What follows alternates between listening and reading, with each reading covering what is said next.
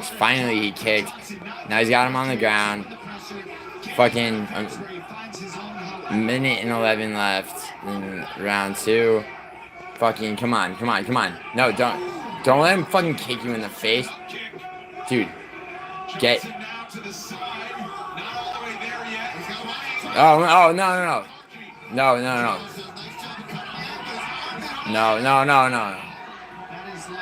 Oh shit.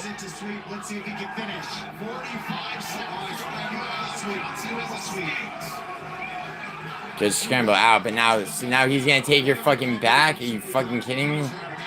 No. Get back to. He's grounded. I mean, Johnson's resorting to putting his fucking hand on the ground. Now he's back to his feet as they continue to clinch. Johnson forcing the takedown. What a swing by Sudarji. And you can see the work he's done in his grappling. Even though it hasn't been perfect, he has improved time. Good. Wow, this is a crazy ass second round. Johnson needs to stop feigning kicks and fucking just kick. Goddamn.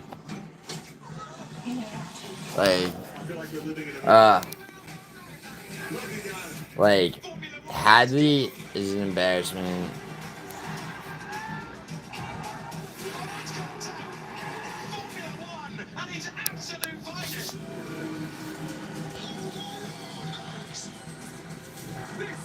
Hadley is an embarrassment. Absolute fucking embarrassment. Raymond, you don't know how right you are. I mean, actually, I'm sure you do. If Highstand hadn't fucking pulled out, okay, I wouldn't have fucking, Cameron Smotherman was knocked out in 1 minute by Grigoriou, who went on to embarrass himself twice over in his first 2 UFC fights, then comes back and bullies Jake Hadley around the ring. And I had Hadley losing to his original opponent. But I think so that's 3. Johnson needed. He just ate a disease, Oh my god. Dude, I don't know who won the first round. I hope Johnson. Second round, too, is wild card. Yes, Hadley's punches are very similar to a female fighter. You are correct. God damn it, though. Johnson. What are they saying? I think. Is it 1-1? Is it fucking 2-0? And if so, which way? I don't fucking. They're both huge for flyweights. But Johnson, Yeah, you think Charles is up 2-0? I know what. Yeah, dude, the fucking live odds are. Lightning bets are. Dude, the judge. You've seen what happens with the judges, though. In fact, actually, on this card so far, the judging's been pretty fair. Oh my god. Dude, Johnson needs. Yeah, there you go. Dude, he rocked him in the second round with a shot, and then he was chasing him for a minute. He's got a kick. He's got a fucking kick. I kept saying to Pineda, kick every time he fucking. Every time he threw a fucking low kick, swept his leg.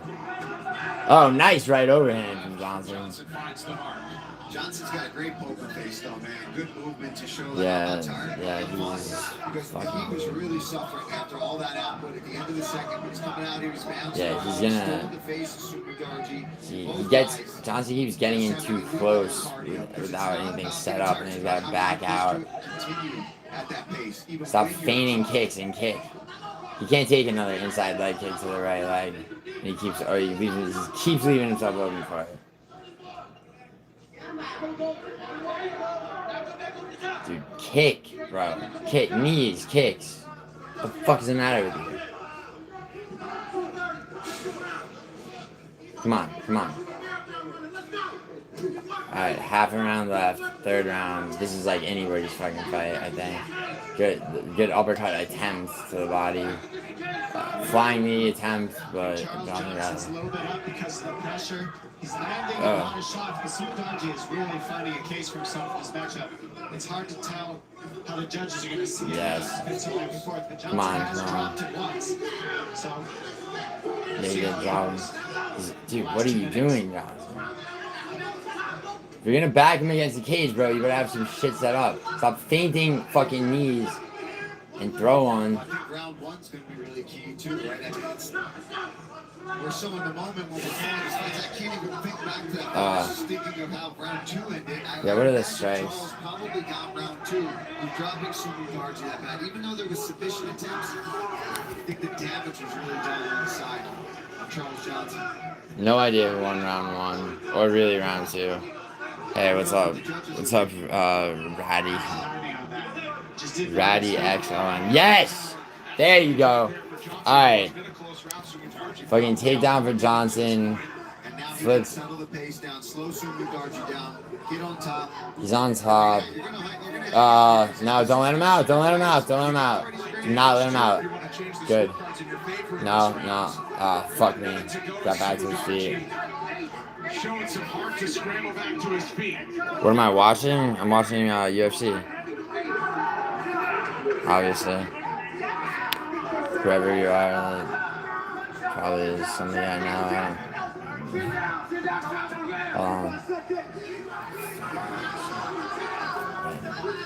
Sudarji controlling the center, trying to land a big left. Johnson again shoots in for a takedown. Alright. Oh my god. No. No, no, no, no. Get him off you. Get. Oh my god. Oh shit, does he have. No, he's got a fucking dart. No, no, no. Get out of it. Get out of it. Get out of it. Short time with 10 seconds to go. No, fuck. Get out of it. Oh. Shit, he's gonna win this round.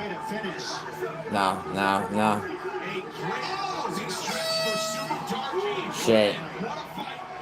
Fuck. 25 pounds between Charles Johnson and Sudarji. Sudarji's first bout since December of Dude. last year. Ward is Charles I don't know who won the first 2 rounds. 24. The decision's next. I don't know who won the first 2 rounds. I mean, I could see a case for either of them. I could see a 30-27 for Sudarji.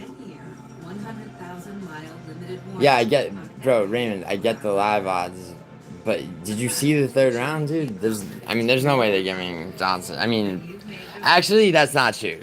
The 3rd round, because Johnson took it to the ground at the end in the first place, but then how that ended with those submissions, it was really one. It was a Darce submission. And Johnson took him down. I mean, you think he's good? I mean, you know, I don't know, dude. And I want him to be good. I want him, you know. But, you know, like I said, I'm philosophically pessimistic. I mean, yeah, it's a kind of a clear, Back to the Great White North in 2 weeks as Edmonton plays host to the Octagon. I mean, it's not, no, I'm sorry, did I say kind of clear? No, it's as fucking unclear as, like, the shittiest windshield on an abandoned car. The entire night is on ESPN Plus. Big card hits at 8 Eastern. Yeah, you have Charles for round 1 and 2. Yeah, see, I see that, but I also, I mean, round 1 for sure. After 3 rounds, we go to the scorecards, and all 3 judges have it 29-28. Yeah. Your winner by unanimous decision, Charles. Oh! Fuck yeah. Yo. Good job, Raymond. Yeah, I mean, dude, that's what you know, I saw it both ways. I mean, and I picked Johnson to win, but, like, I mean, that second round, like, you know, I mean, in the Royval versus Tyra, they, I mean, he's lucky it was unanimous. Because, I mean, people would be crying robbery if one judge went the other way. Incredible fight, by the way. Look, man, I'm the most active mixed martial artist in the world. In the last 3 years, when I defended my LFA title, He's the most active mixed martial artist in the world. I don't know about that. Right, this is my 10th fight in 2 years. UFC.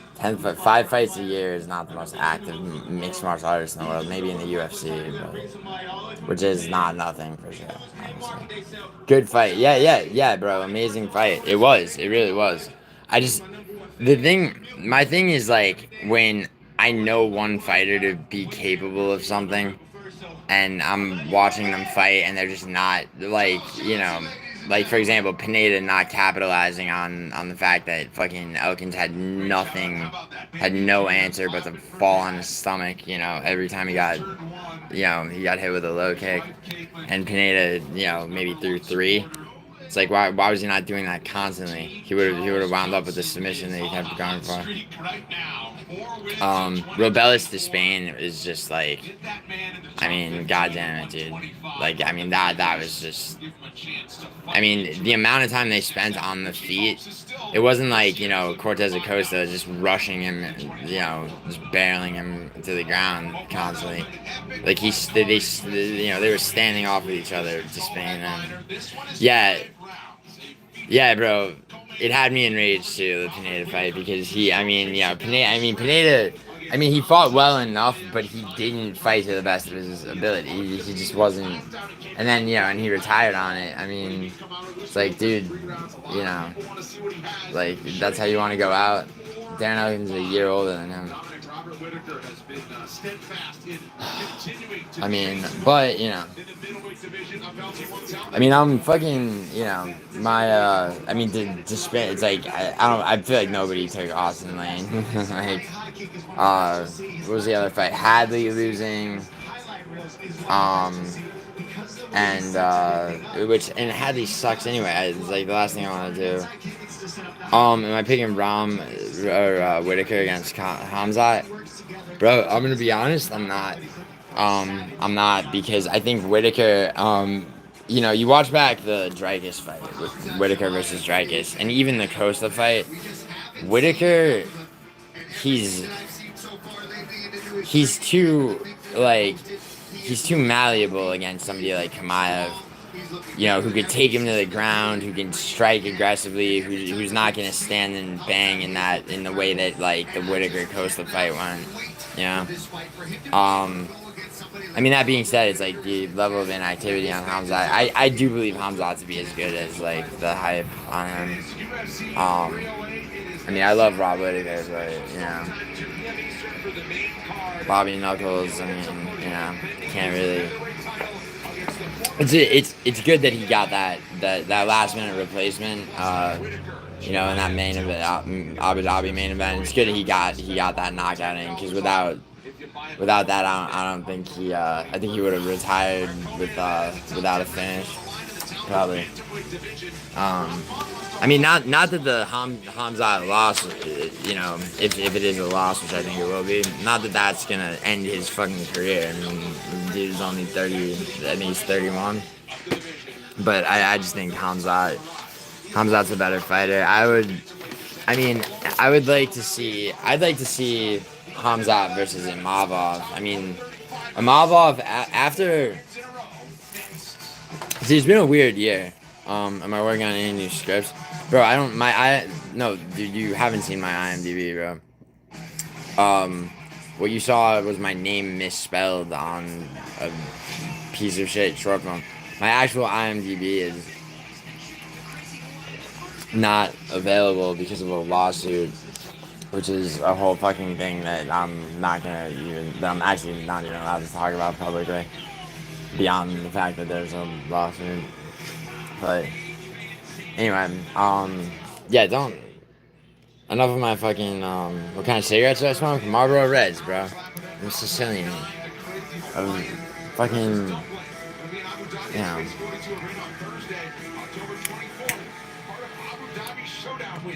Why? What do you smoke?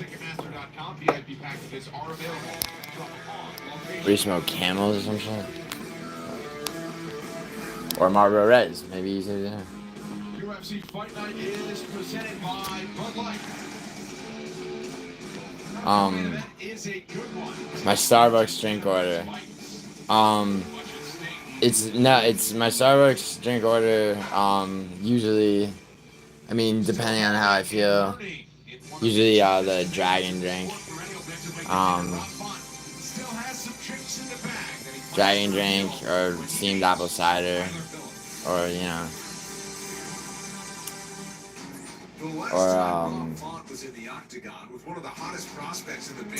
fuck, I can't remember. They got rid of a drink that I used to really like. If you smoke cigarettes, you smoke Marlboro cigarette casual. Oh, so Camel Crushes, bro. Camel Crushes are for fucking girls standing outside clubs. Like, oh, can I? Yeah. It's like no one who regularly smokes like chooses Camel Crushes.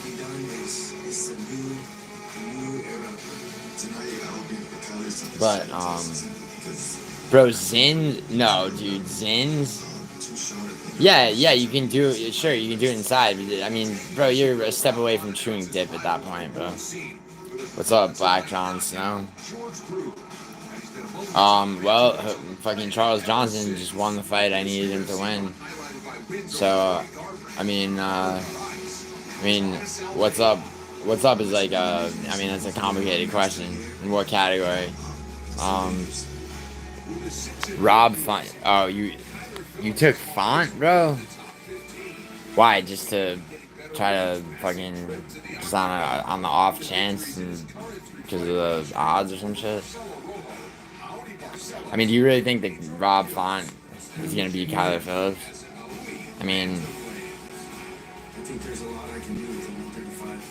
mean, you got a feeling that Rob Font's gonna win? I mean, I certainly hope he doesn't. I don't think he will. I think that Rob Font was never good, even in his prime. I think Kyler Phillips fucking... I think, I mean, he's only ranked as of March.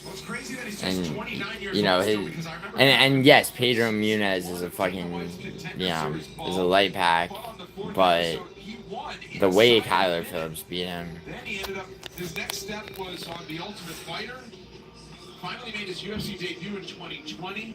He hasn't been all that active. This is his second fight of 2024. I think so. You think? What do you think so? What do you think so about what? Like, I need to know, man. What do you think? Kyler Phillips has proven to be dangerous at 135. He is so dangerous, and that, what makes... Yeah, exactly. Yes, you're right. Whitaker has more orthodox. Where the fight takes place, and at just 29, with the amount of fights he's had, like you said... Wait, hold on. Sorry, I got distracted. Alright, to address Frozen Chalice. Yeah, he does have a more orthodox style. I mean, he can get squirrely sometimes, but I think Hamzat's too dynamic, a lot faster, more powerful at 185. And I mean, I mean, he's one of those people where it's like, it's one of those hype is real situations, in my opinion. I mean, we'll see. I mean, my video for 308 is gonna be from my nice apartment, and might go live. I got a friend coming into town 2 days before then, but he knows he's gonna have to stay in his corner for UFC 308. I mean, I wouldn't be shocked if Whitaker pulled it off. I mean, it would have to be a gas. It would have to be like a Gilbert Burns versus Hamzat situation where, like, they wind up just trading after, by the time it's the second round, I don't know. See, Hamzat's gas tank at 185 really hasn't been seen. People talk about the Kamaru fight, but I mean, I don't know. I mean, that's like bringing up Pereira versus Jan. I mean, was that a robbery? It's like, did he deserve the first title shot against Yuri? I mean, I didn't think so, but then I didn't think he deserved it, but I thought he would win, and he did. And then he's gone on to defend the belt 3 times inside of a year. I mean, he's sadly for Pereira, I think Ankalaev is gonna beat him, but I mean, Ankalaev's got to get through Rakic, which I mean, Ankalaev's gonna decimate Rakic. Ankalaev would destroy Yuri, and Yuri fucking plowed through Rakic. All right, so Font versus Kyler Phillips right now. I mean, Tyler Phillips. I mean, Rob Font. It's like, can he strike? Yeah, but I basically I mean, I remember Maker picked him to beat Figueiredo in Figueiredo's debut at 135. Like, I mean, there's a reason that I'm up. That of my 3 disagreements with him on this card, all 3 went to me. I tell his tape. Oh, Phillips is the biggest betting favorite, huh? 8 years younger. They're both 5'8". They both weighed in the same weight, and there's the fucking half inch reach difference. So I mean, stats wise, they're the same. So Phillips is ranked. What's that? Introducing you first, fighting out of the blue corner. His background, Nikito Kai. Yeah, I know he picked. Yeah, he picked. Dude, he's picked against Figueiredo, and I've. The other one was Gene Silva. He picked against Gene Silva. I picked Gene Silva to beat Jordan. He lost that to me, like fucking. And then he picked Drew Dober to beat him up a weight. And Gene Silva went up a weight class and knocked out Drew Dober. Not even Moicano could do that. Although Moicano's improved over the course of the year a lot. So another one who has is Imavov. Like, a majority decision win over Roman Dolidze, and then he's fucking TKOing Jared Cannonier, and then, absolute dominance over Brendan Allen. Which is a fight that, by the way, was risky for Imavov to take, fighting down like that. But I guess so was Strickland Costa. I mean, Strickland just didn't give a fuck. You didn't know he was Urseg the whole time? What do you mean by that, black cheese? I just think so. It's a year. 3 rounds if needed. Touch the gloves. Font is in black. Phillips in blue. Touch that jab. Action. Isn't a good year for underdogs. Well, all right. So I can think. Let me think of underdogs that I picked that came through. Bogdan Guskov, definitely. Kyler Phillips has Font right on the ground. He's got fuck though. That guillotine. No, he's out. Okay, good. Underdogs. I don't look like Steve Ursek. It's just that I got my hair cut really recently, so it's like short. Trust me. Like, when it grows out, you'll hear things. No, never mind. I'm not gonna show you a picture. You'll see. Go on. I mean, look at my fucking first few videos where it's long as shit. Font's cooking. Font's on bottom. Bro. Font's on bottom. He's trying to scramble it. I mean, I'm not saying Font's not dangerous, bro. And he is more or less fighting for his career at this point. That Sandhagen fucking main event was so... That might have been the most boring main event of my life. And I'm including women's main events. Like the catchweight 140 5-round fight, Sandhagen versus Rob Font, is Dana White. I think people talking about how Dana White left like after the second round. Phillips is splitting the legs there. John Crouch is calling for that. Oh, you just want Font to it. Yeah, dude, I've had those situations. Like the first card of the year, dude. Ankalaev versus Walker. I like Johnny Walker. I was rooting for him, even though my money went the other way, because, you can't get emotional when you bet. But yeah, dude, like, I mean, I don't know. I couldn't, I would have been, and that's the thing is like, I mean, round robins, right? You know, I would, if Johnny Walker won, I would have been fucking happy. I mean, that Ozdemir fight though, bro, was fucking. I mean, you know, it was ridiculous, dude. How the fuck, you know? I mean, like it's like he forgot every. Like he literally used none of his fucking nothing in his skill set. Top pressure's good. Right now he's all over fun. He's a step ahead. Step ahead every which way. Who's yo? Who is it? Any of you in the chat? Who is it? The Walker's fighting next. I know he has a fight booked. Oh, it's Bogdan, right? That's a good fight. I mean, I picked Bogdan to beat Ryan Spann. That's another one. Yeah, that's how he got into the rankings. I think Bogdan probably beats him. He's not just hanging on the hips. Look how he's got the posture up. Dude, look at Kyler Phillips. He's not just squeezing. He's also getting. I mean, this is a strike and submit. Yeah, Raymond, Bogdan. I think Bogdan beats Walker. I mean, after that, it was the performance against Ozdemir.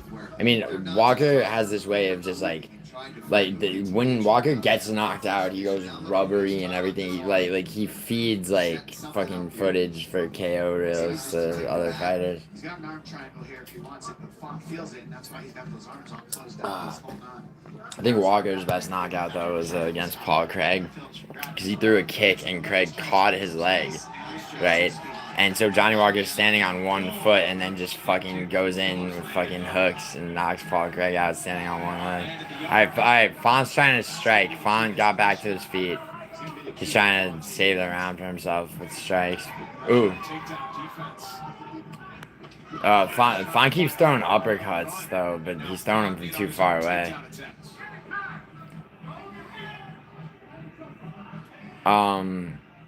The 19-year-old amateur kicker. Yeah, I heard that. I heard something about that, but that wasn't in a sanctioned fight. The air beats Walker's chin at this point. Yeah, I mean his chin is just fucked. I mean, so is his forehead after the Jamal Hill fight. Speaking of Jamal Hill, dude, Jamal Hill's fucking, you know, Jamal Hill needs to kind of shut the fuck up. I mean, ooh, nice combo from Phillips. Yeah, Phillips has got to be careful with Font's striking. Don't let him get close. He's gonna... Good kick. Yeah, Kyler Phillips dominantly won. First round... How am I doing on my picks? Better than MMA Guru, because him and I had 3 disagreements, and I've swept them all.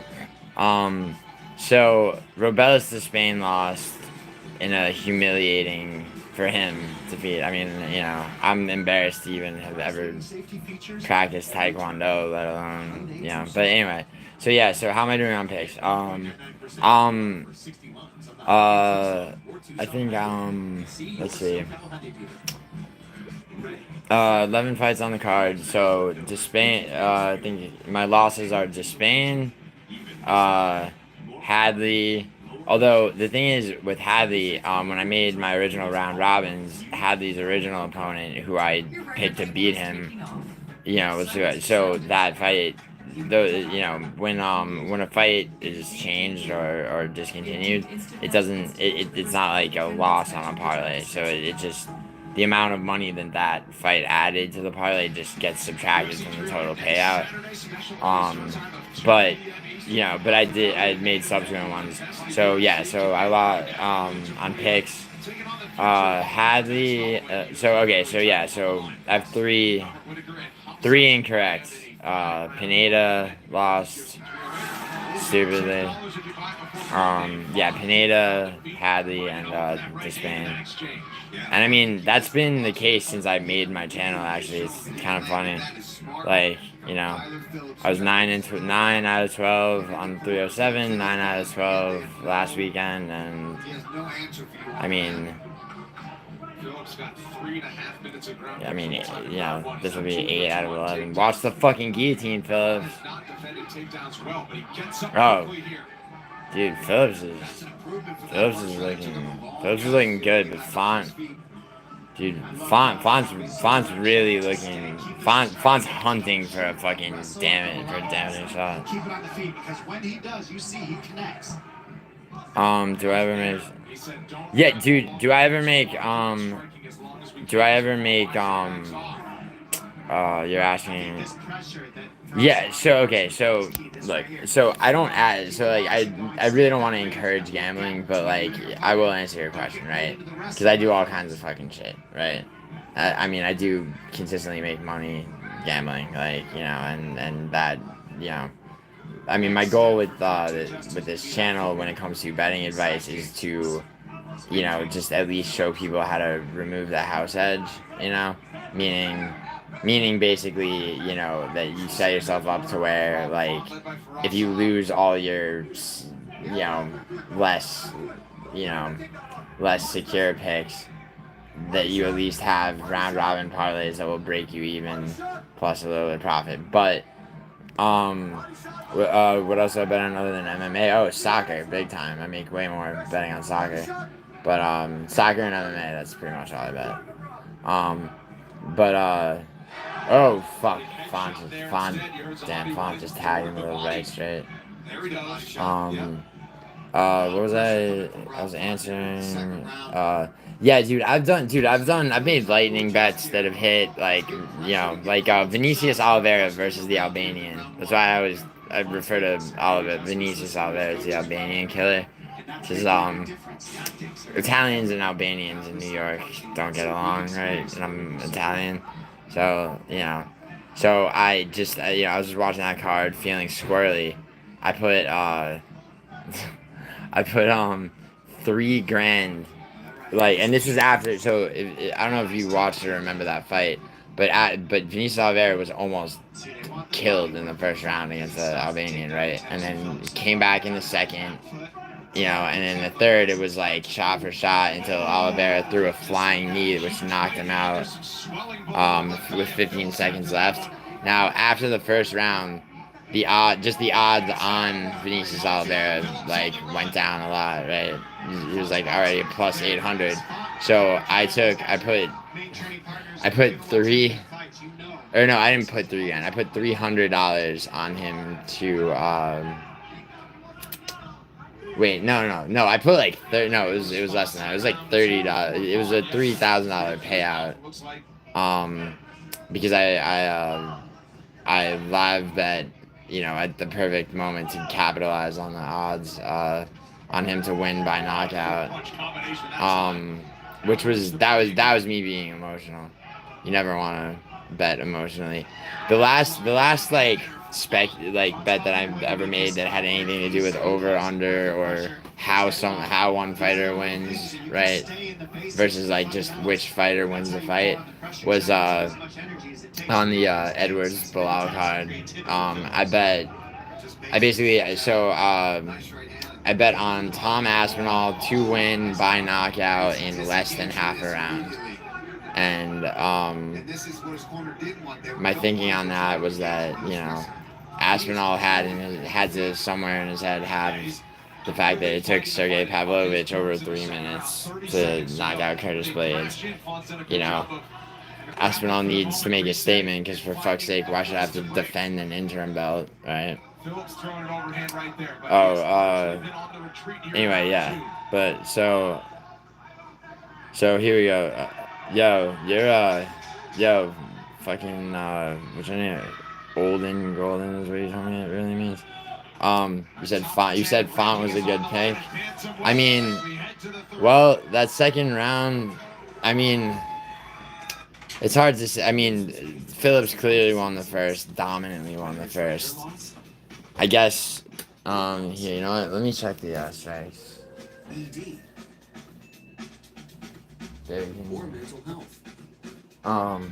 Sorry, my girlfriend's tolerating me being on a live stream for like first time ever. Toyo tires are tough, but you know what else is tough? Do I think training a custom AI model to generate fight picks is a good or bad idea? I mean, what's it gonna use? see, the question about, yeah, Raymond, I think 1-1. I think it is 1-1 going into the third right now, too. I agree with you, Raymond. And it calls them AI model to see but what information is that AI model going to use that the odds makers aren't using already? I mean, how is Michel Pereira an underdog? And I mean, and should he be an underdog going into this fight? And and if not, what is an AI model gonna use that the odds makers don't have access to? For example.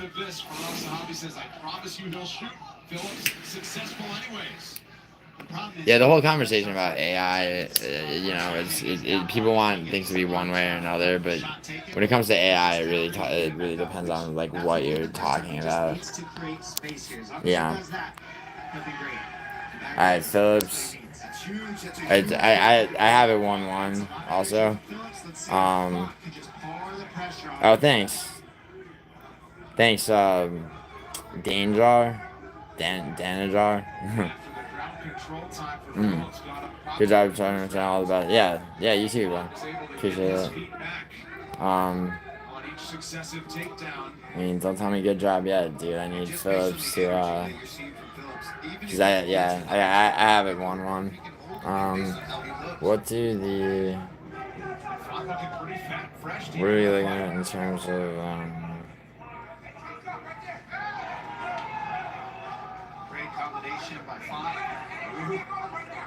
so Phillips is down on strikes, but he's 4 for 4 on takedowns to Fon's 0.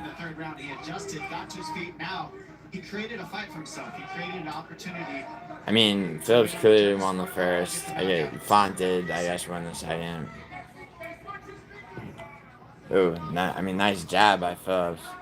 So he's got to stop letting Font like fucking just go in with combinations and hold him against the cage. This is the kind of shit. Yeah, there you go. Yeah, get out of it. Don't let it happen again, bro. Come on, Phillips. Yeah, Font's throwing every strike. Trying to get a fucking finish because he just doesn't. He knows that any second he get taken to the ground again. Dude, Anik's commentary on this card has been shit. He's like, his arms are so long, they have a fucking half-inch reach difference. Dude, Phillips, it's almost halfway into the third round. Halfway mark. What are the live odds? Oh my god, why are the live odds favoring Font like that? What are they? I can't. That's a good calf kick from Phillips, but with 2 minutes left, they needed to be happening a round ago. I mean, Phillips is so dangerous. He's going to learn so much from this fight. He's shown how dangerous he is, how good he is, how versatile he is with the wrestling. Also. Yeah, okay. Phillips is going to need to get Font. Alright. Yeah, this is actually deep. Not looking good for who? Yeah. Yeah, he's getting outstruck. He can't strike with Font. He's gonna need to. Yeah, Font so far is good. Good fucking right over him by Phillips. I mean, Phillips is gonna need to either that or he's gonna need to put. Oh no, fuck you. No. Yeah, I knew Font was gonna. Dude, Phillips needs to fucking. Where's that leg? Dude, he's got less than a minute left, bro. Less than a minute left. Come on, dude. Don't fuck me. Good spinning back kick. Good. Stay away. Dude, take down.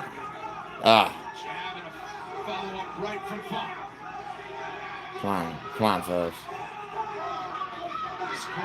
urging him to apply pressure to not skate in the final seconds. Go. Font still moving forward, lands another right. Good. Dude, Phillips needs something. He needs something.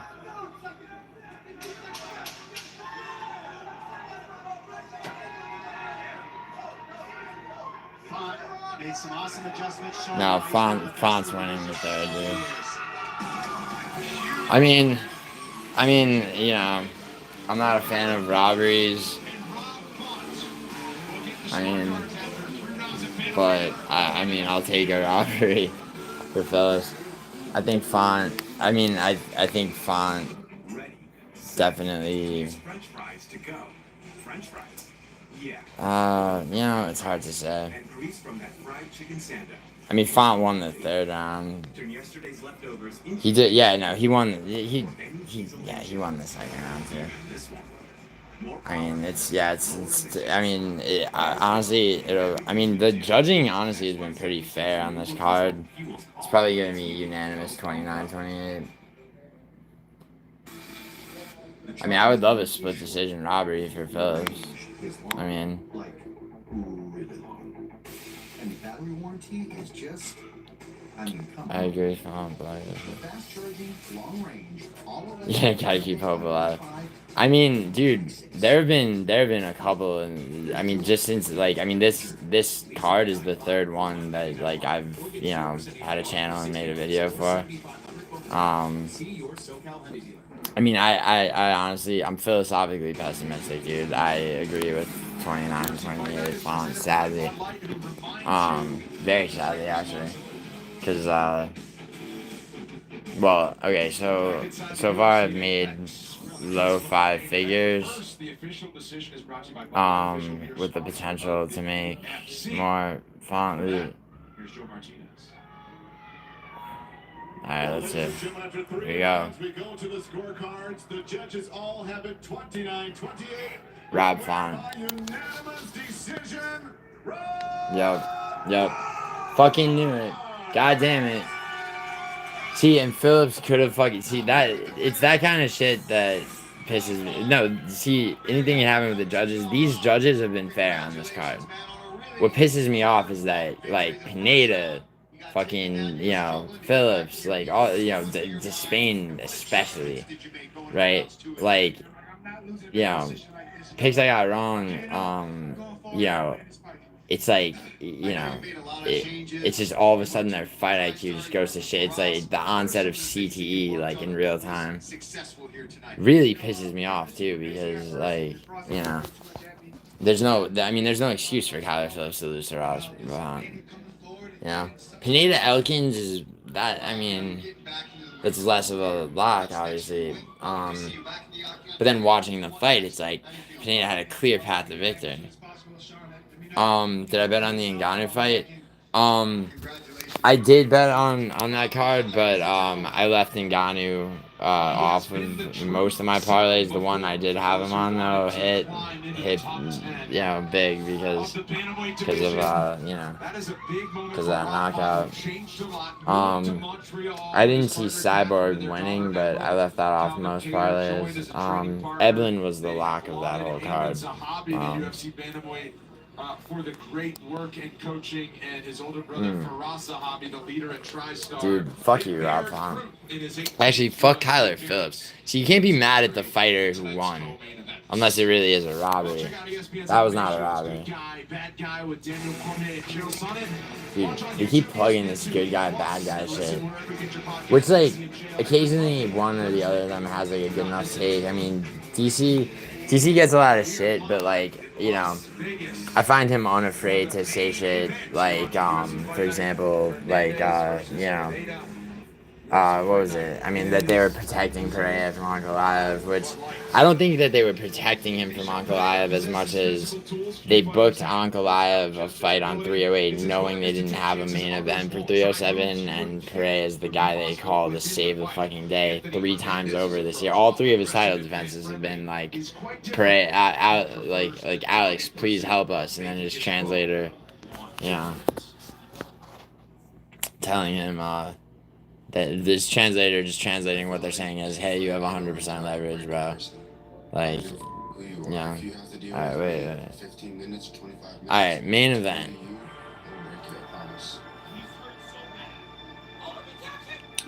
Now, Anthony Hernandez. Oh yeah, I just hit a soccer parlay, pretty big. See, I would never think to make a soccer channel, you know. I mean, that like who's really interested in that? I mean, you know, it's also just. I mean, that's basically methodical for me. There's no. It's like any team sport is a lot different than combat sports. Weird shit happens, you know. I can't believe this shit. Dude, it's not that bad a card, man. I mean, it's not. Okay, so on its face, it's not that bad a card. Phillips really, like, Phillips fucking in the third round fucked up. Yeah, dude, dude, I'm double national Italian and American. I've been to, bro, I've been to so many soccer games in Italy. They fucking, all over Europe, bro, they separate you by what team you're a fan of. Like, people in this country think, like, American football is hard. It's like, you know, they have no idea what it's like, you know, that it's a crime to lie about what team you're a fan of because of all the violence. You're from New York City, so what's the best pizza you've had in LA? Personally, I like Prince Street. Joe's. No, you're Prince Street. Where's Prince Street? What part of LA is? Cause Joe's Pizza is legit. Their dough is fire, like the dough they used to make in brick oven. There's another spot called Palermo in Los Feliz out here that makes good pizza. One finish so far. One finish so far. Yeah, one finish so far, and it was, who was it? It was yeah, and it was Jocelyn Edwards. Yeah, I picked her.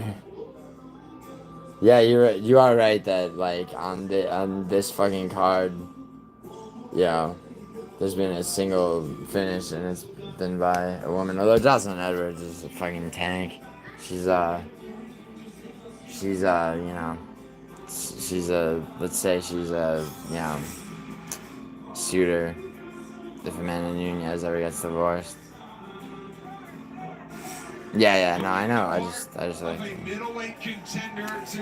Giuliano, give me a soccer bet where I can make a quick 200, a small bet. Okay. You want 200?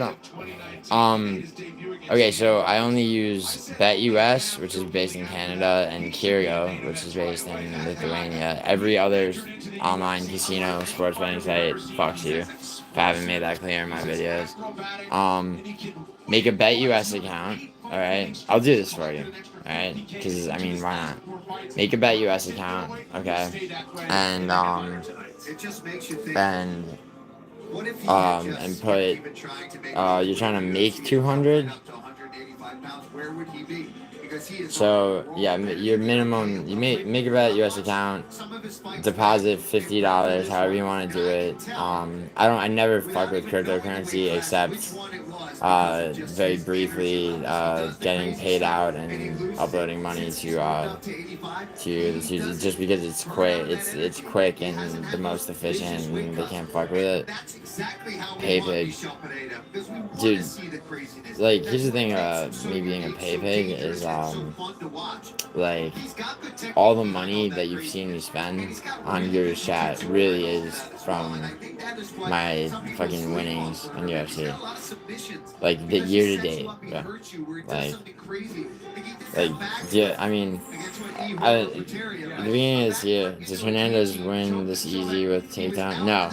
No, I think Hernandez loses. I think people don't realize, like, do you not understand that Pereira's jiu-jitsu is, you know, I mean, if not as good as Hernandez's, it's good enough to, you know, to not let Hernandez fucking, you know, do what he did to Kabalov or any, you know.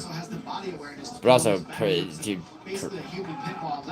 Pereira's, I mean, you know, Pereira's an animal. I mean, I think he overwhelms Hernandez. Fernandez fucking scrambles out of it.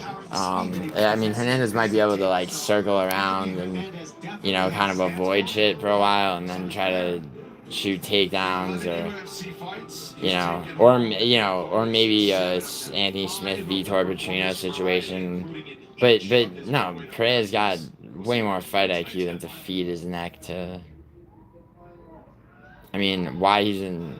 Let's see what the what the odds are opening. Where's my anonymous friend? Oh, he so his yeah, the video was the last video was actually at his place. He showed up in this chat actually. 1 point. Oh, what's my club in Italy? Lazio is my club, but now Ciro Immobile, who, first of all, I mean, okay, so Lazio is my club, is the short answer. I mean, I'm from Catania, Sicily, but they're Serie C, so, yeah. In Serie B, it's Palermo, because, I mean, that's the Sicilian team and fucking nice. But in Serie A, it's Lazio. And even though Ciro Immobile is, like, it's the first season without Ciro Immobile, and they did lose to Juventus today, I think that I mean, you know, they're figuring it out, you know, this season I'm talking about. I mean, they came in second last season, but I hate the fact that Ciro Immobile is on loan to Besiktas, which is a Turkish team. But if you look at how Besiktas is doing, and you know, look at how many goals, you know, this season so far, Ciro Immobile has scored for them. Do I bet money lines or double chin? Yeah, on soccer, I bet. See, that's the thing, is like, yeah. So to answer your question, yes, I bet. I make all kinds of bets on soccer. Like, people really see, the reason that I'm good at gambling, right, is because I don't like gambling in the way that most gamblers do. You know, I don't, the whole dopamine hit of all the shows, like, look how much I could make. Like, it's like, no, there's a lot of, you know, precision and research and things like that that go into it. Soccer I happen to know very well. But I will. By the way, the person who asked about for that $200 payout on a soccer bet, I don't worry. Put a pin in that, and I'll get back to you. In this chat, I mean. Don't you Sicilians hate the Northerners? Yes, we do. Yes, yeah. That's why. I mean, you know, I like Marvin Vittori. All right, but like, the fact that motherfucker from Alta Italia is like the representative of, you know, Italy and UFC pisses me off. Alright, here we go. Tail of the tape. Pereira. What are the live odds going in? Plus 120 for Pereira. Alright, let's see. Yeah, Lazio's my club in Italy. My anonymous friend is at his place. His girlfriend is out of town or some shit, and so he's gotta like take care of their pets. Also, I fell asleep at like 6, and I'd been up for days and passed out. I mean, I was supposed to be not. It doesn't matter. But so, okay, so yeah, so the person who wanted that $200, make a Bet US account, upload $50, okay? Then you're gonna go to the sportsbook, select soccer, okay? Bear with me. And now, ladies and gentlemen, the judges are ready, the fighters are ready, the world is ready. Yeah, I may have to. Las Vegas, make some noise if you are ready! Introducing you first, fighting out of the blue corner. He's a striker since Yeah, here we go, Michelle. weighing in officially 185 and 1/2 pounds, this veteran holds a record of 31 victories, 11 defeats, and 2 no contests. Fighting out of Las Vegas, Nevada, here is Michelle Demolido. Does anyone know what gym Pereira is at really quick? He's fighting out of Vegas. If he's not an extreme couture, is he? That would be phantasmagorical. I might even make a Syndicate. Syndicate. Wait, Syndicate. That's not Roundtree's gym, right? I mean, I do know these things. I just fucking I got a million things on my mind now.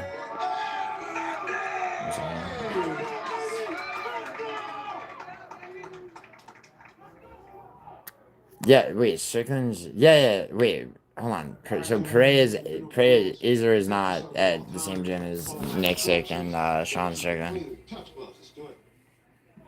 There has been a healthy dose Marab? of respect between Oh. these two. Yeah, Marab left Sierra long ago. To leave that outside the octagon, Michelle Pereira and Anthony Hernandez. Yeah, Michelle is big. Fight finishers on both sides of this one. Yeah, I mean, to call Anthony Hernandez a finisher is Touching the gloves and we're underway. taking Hernandez is in the some green. Pereira is in yellow. Alright, let's see this. Very much chaos versus control. Chaos versus control. But both are very aggressive fighters in their own respective ways. Hernandez is not particularly aggressive. That's not true, father.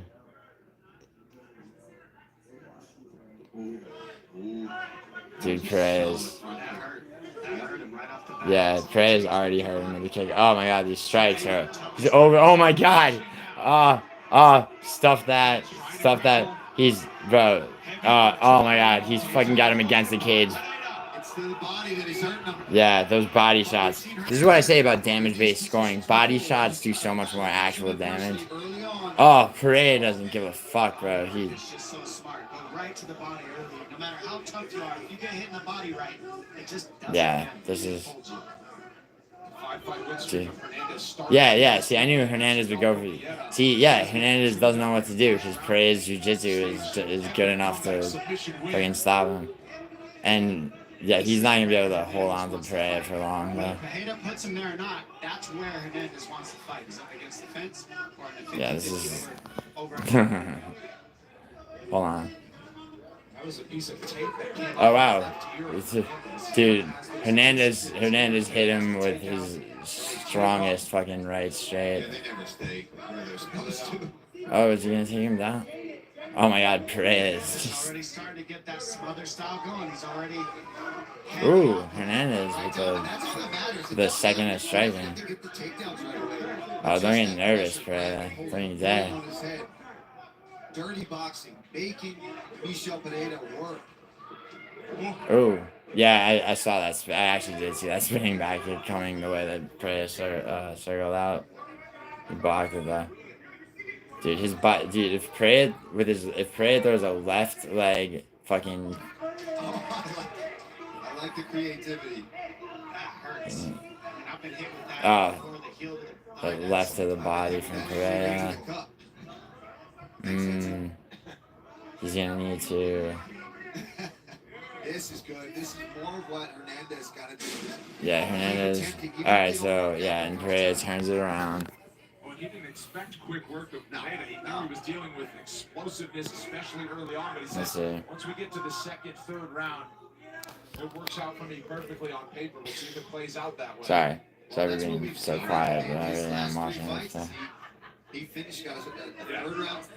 I'm also looking at the strikes. 16-7, Pereira's up on strikes. So Hernandez trying to set up a takedown. See how he's cuffing the chin. That's not going to defend the single leg most of the time. But he's able to because he's so strong. Look at Pereira. Pereira. Yeah, Hernandez. Yeah, this is. I knew Hernandez was gonna try this.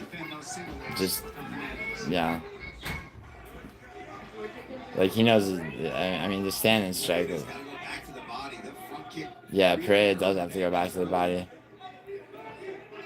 Felder's been right about most of his commentary. He didn't go down.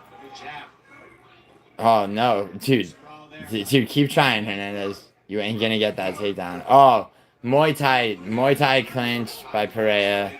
Knees to the body. 1-2, activity coming in waves from Hernandez. And this is where Hernandez starts to find his striking, right? Because he keeps you guessing. He'll go for a shot. Yeah, Pereira's out striking him, Come but up, uppercut up the middle, over the top, just like that. Pop, pop, pop, hitter patch you in on the shot. But after a while, is he just trying to bank on control time? He's shot 7 takedowns and failed all of them. Yeah. Why is Michelle not throwing much? Oh, he got hit with a spinning back elbow, but then he Muay Thai grabbed his head and fucking landed. Cause he's stuffing takedowns right now. All right, Hernandez got the takedown. Now Pereira. 30 seconds left in the first round. This round arguably could go to Hernandez, but I think if it, I mean. Give you a good position off the takedown. He's got Pereira folded to one side where he's not powerful. He's not. I mean, yeah, there's not enough time left in this round for Hernandez to put anything together. I think that Pereira comes out hot in the second. Smothering pressure for Hernandez through most of the first round. Second round coming up quick. All right, so I don't see, dude. Raymond, you're an optimistic dude. He did rock him early. What? So all right, let's see strikes. Let's be as precise as we possibly can. So, significant strikes landed. No, Hernandez is up 22-21 on significant strikes. He's got the 1 out of 8 takedowns landed with basically a minute and a half of control time. I'll give Hernandez that first round. It's a 5-round fight, bro. Like, When you get his hands, can you hand fight? yeah. Let's hear their corners. Yeah, I mean, let's see. Yeah, I'm looking at these replays though. It's like I could see it. I did see the judges go in the first round. And then really starts to pour it on. That spinning elbow just misses, but it sounded pretty heavy on the hit on the chest. And we'll see how this second round goes because Hernandez has his confidence from that first round. Yeah, what I don't want to see is I don't want to see too much respect from Pereira. Dude, yeah. But what did he do right before that? He shot. Right before he shot, stiff jab, then in order to take. Dude, Pereira needs to strike. Successful. It's not the greatest. He needs. All right, good. He needs to break. Now he just broke away. Don't get. Worried about that. Just get in. Was that eye poke? Okay, this is the second time, okay? You keep control of those fingers, keep them in. All right. Yeah, where's that point deduction? Yeah, no, you're right. The Michelle's power is significantly more, but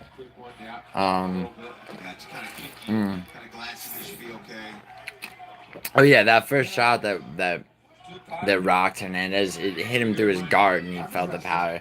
That's why he fought the rest of the round that way. It's like he's like I can't let this dude connect at all. The guy you're fighting on the front foot, they gotta work there, and then it creates openings. So Yeah, people are saying 10-9 Hernandez. Another one. Dude, Pereira needs to get in close. Oh, he's got him guessing bad right now. it's the high low, That's the most exhausting thing you can do to someone. Yeah, Hernandez keeps going. He keeps using jabs to set up. I told you he was gonna win easy with those takedown attempts. Who, Hernandez? They've already taken steam off of that fastball of Pereira. Aside from those barrages to the body from Pereira in round 1, he really hasn't put together striking numbers since then. Yeah, Well, he's having a hard time getting anything to land on Hernandez because of the pressure. Oh, wait, he's got the guillotine. That's how he submitted Ihor Pereira. Is it on? Is it in? Is it in? He's not letting go. Oh, yeah. Fuck yeah. He's got it. He's got it. He's got it. He's got it. He's got it. He's got it. He's got it. Give a little bit of space. Come up on top here. He's going to lose the position once Hernandez gets that leg out. Hernandez wants to get Don't let Hernandez get the fucking leg out. Once he gets that leg out, he can just swivel right out and get the top position. Ah, fuck.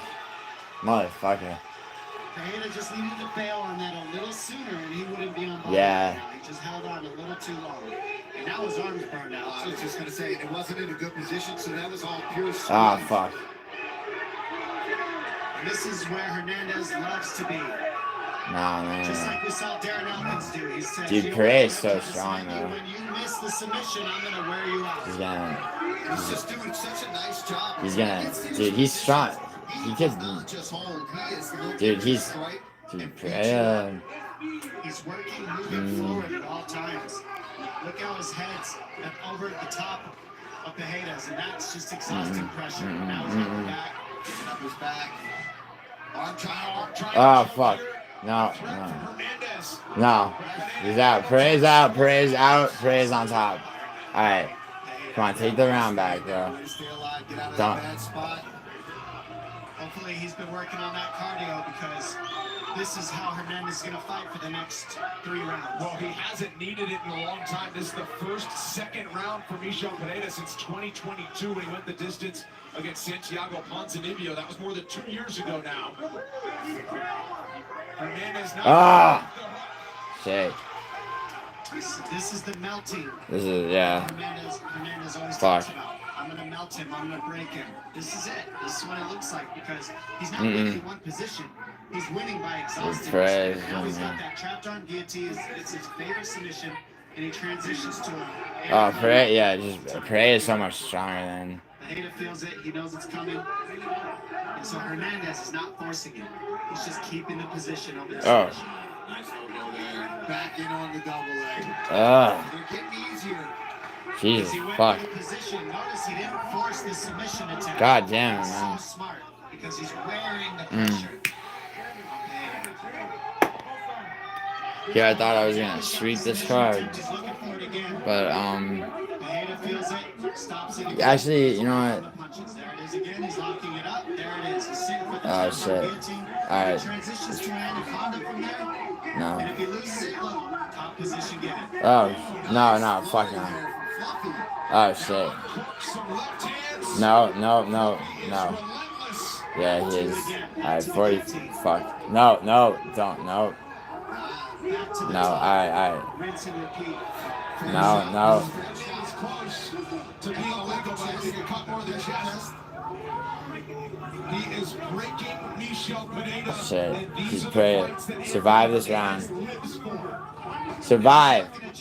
Survive. Survive. Those two submissions. Survive. Survive. You see him fight.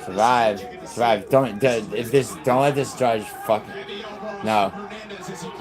10. Come on, you got this. Live. Just live. 5. Come on. No. Don't you dare stop it. No. Alright, good. Holy shit. Alright. So that's Hernandez is up 2 rounds. Alright, I need to hear Pereira's corner. What are they saying?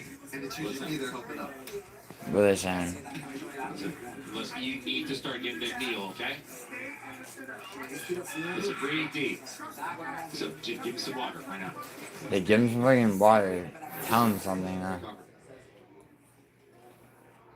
Yeah, he had, like, that guillotine that he did have that. Listen, we need to recover right now. I mean, Pereira's got that submission at times, so they're giving, there's Don't waste energy. Don't waste liquid. ESPN's, For this entire round. ESPN doesn't have any submission attempts for Hernandez. They got 1 for Pereira. I mean, 66 to 23 on strikes for Hernandez, 3 takedowns out of 14. Yeah, I mean, it's not looking good. It's definitely 2-0 Hernandez. Thank God it's a 5-round fight. I mean, Pereira's got to come out as fast as Hernandez did, but with strikes. I mean, that's the answer. The entire night is on ESPN Plus, main card at 8 Eastern. Landed that one T kick at the beginning of the fight. We haven't seen one since. Because this pressure, you can't T kick somebody if this is the kind of pressure they're putting. Yeah, he's got to fucking. He's got to just fight. Like, Even smaller would suit him even more. he's gonna. Right in your face, the whole Oh, Jesus Christ, dude. Head is just out of gas. And his corner Is he told gassing him to out, take really? this whole entire round to recover. How are you going to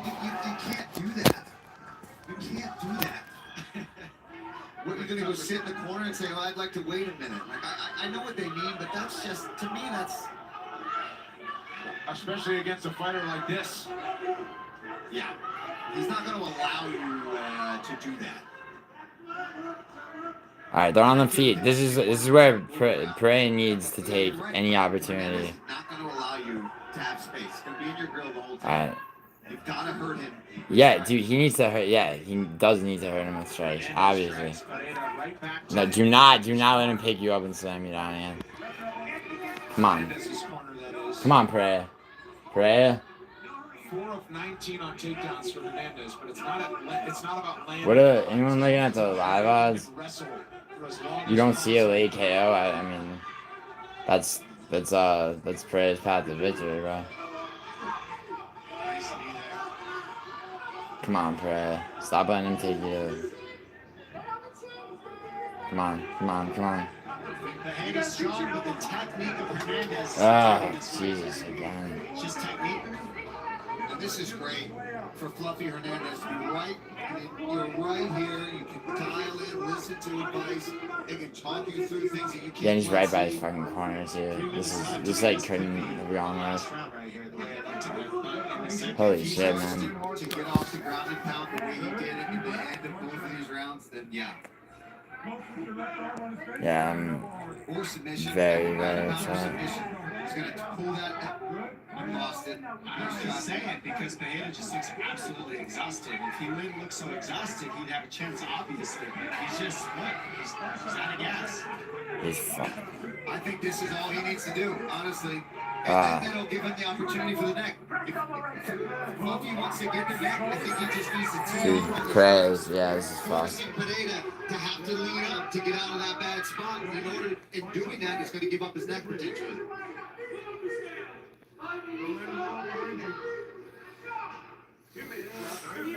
All that Pereira has left is going to just trying to survive another minute now. Full mount for Fluffy as he postures up. Significant ground strikes is a shutout and a rout at that for Hernandez. Nice job To avoiding the side position now established again for Hernandez. Oh, Come on. Hooks that leg. It's gonna be 3-0.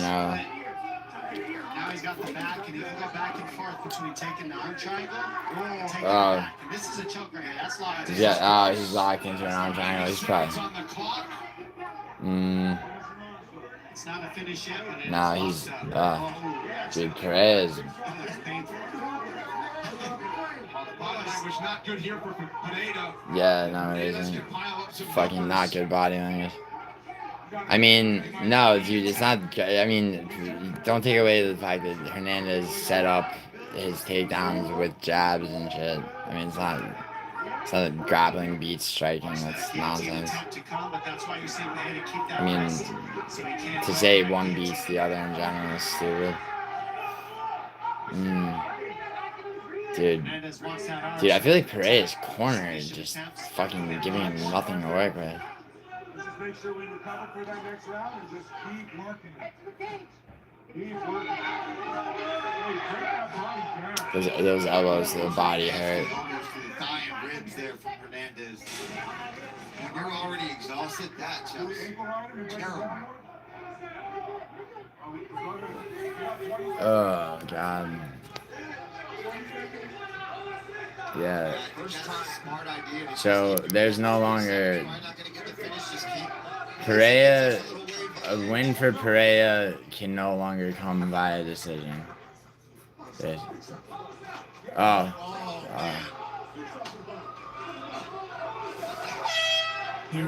Fuck. Barely survived the third round. Like he barely survived the second.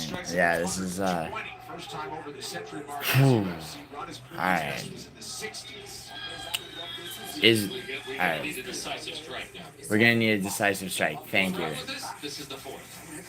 The fourth. Yeah, you're down 3-0, bro. Yeah, I mean, it is true though that. I mean, just like with Despain though, it's like all he needed was a fucking, By the way, don't go that way. I mean, and Austin Lane's is like a joke in terms of like, you know, you can't say that grappling beats striking because Austin Lane beat Robelis' fan. Like, Stay disciplined. Stay disciplined. no.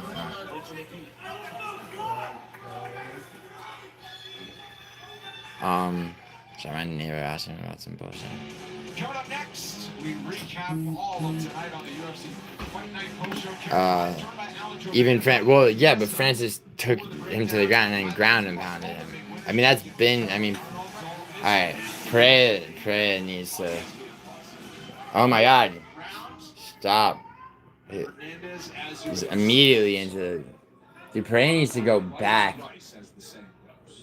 Dude, do not, no.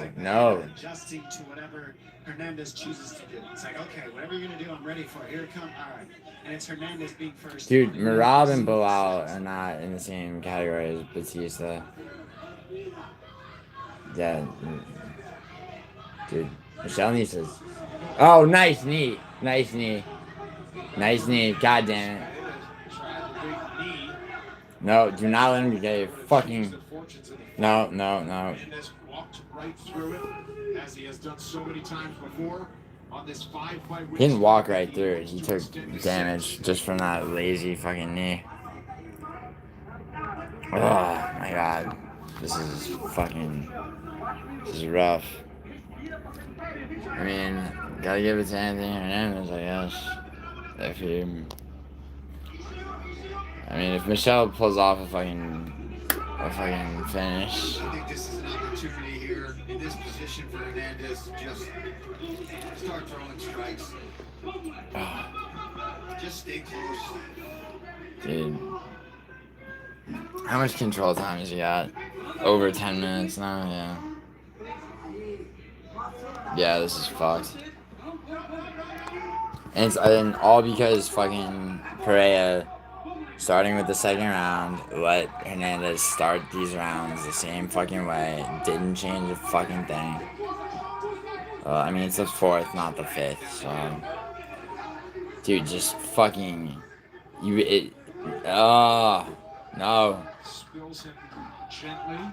Yeah, tried Dude, to hoist he's. him. Maybe forgot how big of a dude that it is. Tried to get that high cross. Oh my god, dude. Alright, Pereira needs to. He needs some kind of fucking. Wait, is he? He's gotta go. Right, he can't keep taking elbows. That's insane. No, The body work was good early, but Hernandez knew if I can get past that early explosiveness and take the fight to where I'm comfortable, then he's going to be in for it. And that's exactly how it's played out. it's gonna have to be somebody that has a very decorated grappling background that's gonna be able to deal with Hernandez. And that's the only way.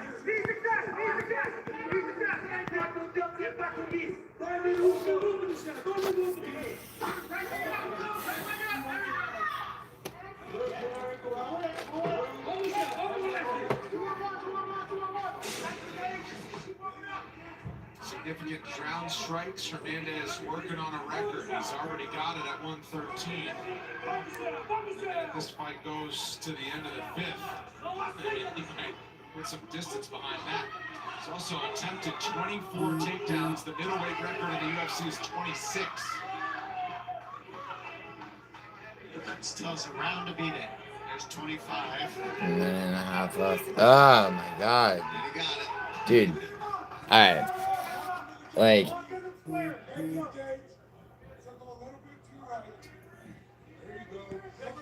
He'll survive the fourth round. Alright. It's all gonna come down to. Alright, maybe he won't survive it. Shit. Nah, he will. I'm pretty sure. If Pereira survives this fourth round, there's 53 seconds, 52, 51, right? If he survives this round, alright. I don't give a fuck how damaged or hurt or tired he is. Oh, he's back to his feet. Back to his feet. Do not Like, Hernandez now 100 ahead of his previous best in significant strikes and counting. it would be fun, yeah. Spinning elbow, I thought might have ended it for good. He might want to just start teeing off on the feet. I don't even think Pereira could lift his arms at this point.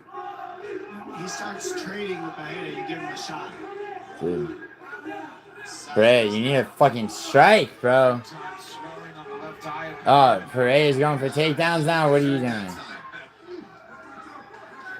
Alright, so, alright, well, he survived this round. He's like, just please stop shooting on me.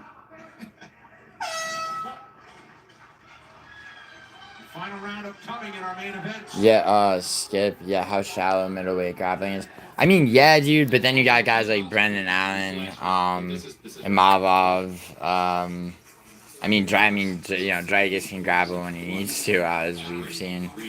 I mean, Strickland's got good enough defensive grappling. But you're right, I mean, there's middleweight division, let's see. Yeah, who at middleweight can really grapple like that? I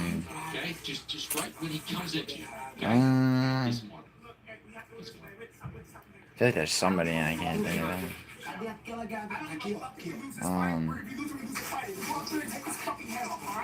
Go out there and take his fucking head off is good advice. Alright, so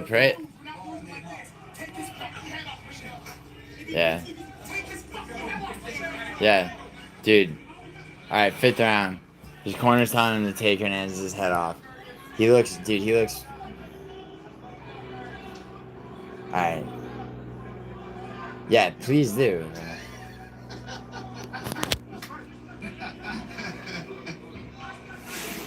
Alright. Let's go.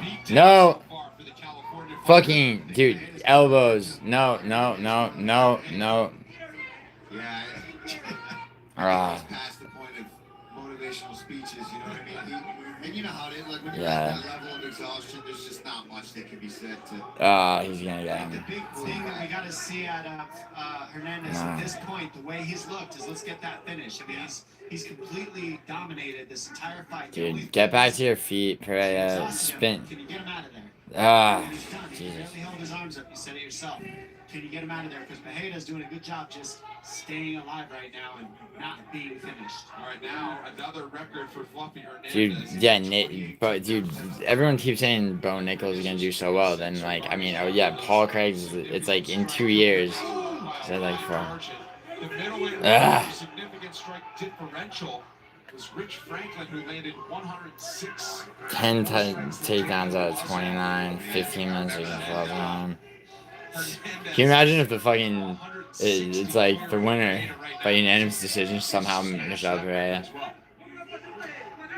Fucking yeah, not gonna happen. Yeah, shit. This is my worst I've done for Phillips lost, Pereira lost, Jake Hadley, Rebels to Spain, and Pineda. Shit. On an 11 fight card. Fuck, I mean, I made money, but that's not really. I mean, first of all, not nearly as much as I should have. But even still, fuck. Yeah, I'm not crazy. Yeah, 6-5 on an 11. That's probably the worst. That might be the worst I've done this whole year. But don't worry, I'm on decline. I mean, I plan on sweeping 308 with one potential coin toss. Yeah, this is fucked. Yeah, he is. It's almost hot. Oh, yep. God damn it. Well, good for Hernandez. Seriously, good for Hernandez. I mean, it's on Pereira that he fucking. Like, I mean, he could have come into the second round the same way he started the first. Same fucking way he started the first. Yes, you're right, it was a rough card. It was a rough card because literally every single fight, I will fucking die on this hill. Every fight that I picked incorrectly, the fighter that I picked to win could have won easily had they not had they not fought stupidly, Now, the knee was a good time. had they not paid attention to what was working and what wasn't. That's the only shot you're going to throw. And now look at this elbow. I mean, just nasty right over the eye to put a little stamp on the work done by Hernandez. That elbow was. Sorry. So here's what I'm gonna say. Oh, good job, dude, Raymond. You made a lightning bet on TKO. Yeah, I'm not forgetting see, that's the thing though, dude. I'm not like, okay, so like in the case of like Vitor Petrino versus Anthony Smith, right? Like fight IQ is a huge thing, right? Because Vitor Petrino had Anthony Smith cowering back against the cage, and he got cocky. He wanted a performance bonus, and he wound up feeding him his neck, right? And then Anthony Smith gets to go. There's levels to this, you know. He'll pay for that when Dominic Reyes is back, ready to fucking sleep everybody until he fucking gets his revenge tour. Until he gets the Jan rematch, the Yuri rematch. Here's some stats, and they are See the fight. The thing is, like, like it's like guys who aren't at the top. Like, okay, so Anthony Hernandez is ranked 12th. He'll be moved up after, obviously, beginning of next week. But like, obviously his fight IQ is fucking just fine. I mean, it's just like, Pereira though. I mean, it's like Leon Edwards is the best example of shit fight IQ. Dude, okay. First of all, shut the fuck up. No, it was 6-5, by the way. And you know what? MMA Guru I had 3 disagreements and I won them all. So if I'm 6-5, that would make him 3-8. Or yeah, 3-8. All right, and he's like a huge dude. What do you mean Guru's not good either? I mean, if you say Guru's not good, you want to know year to date my percentage? Like, I'll check in a second. Year to date, I'm up on everybody. That's why I fucking finally just made a channel. All right. The 2 cards before this that are on my channel, so like in the public domain, right? I was 75%, 9 out of 12 last week, 9 out of 12 on 307. All right.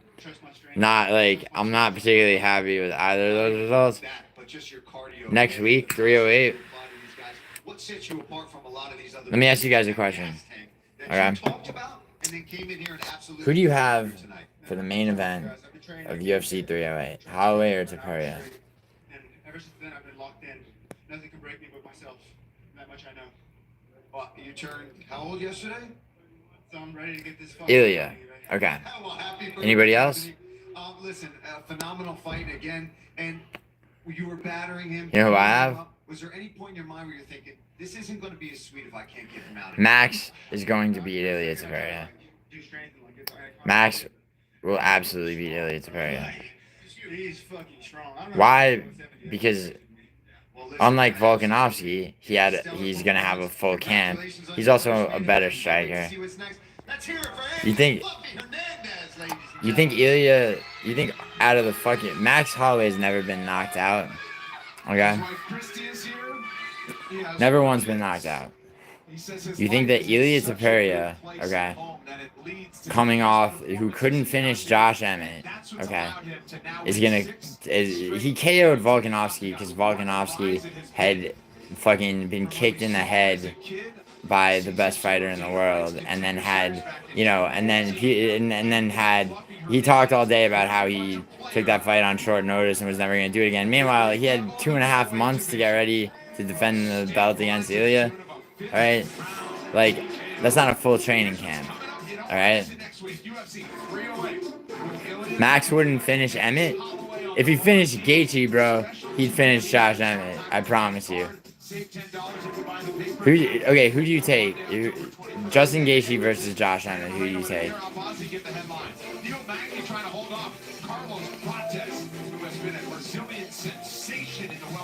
Skip, who do you take? Josh Emmett versus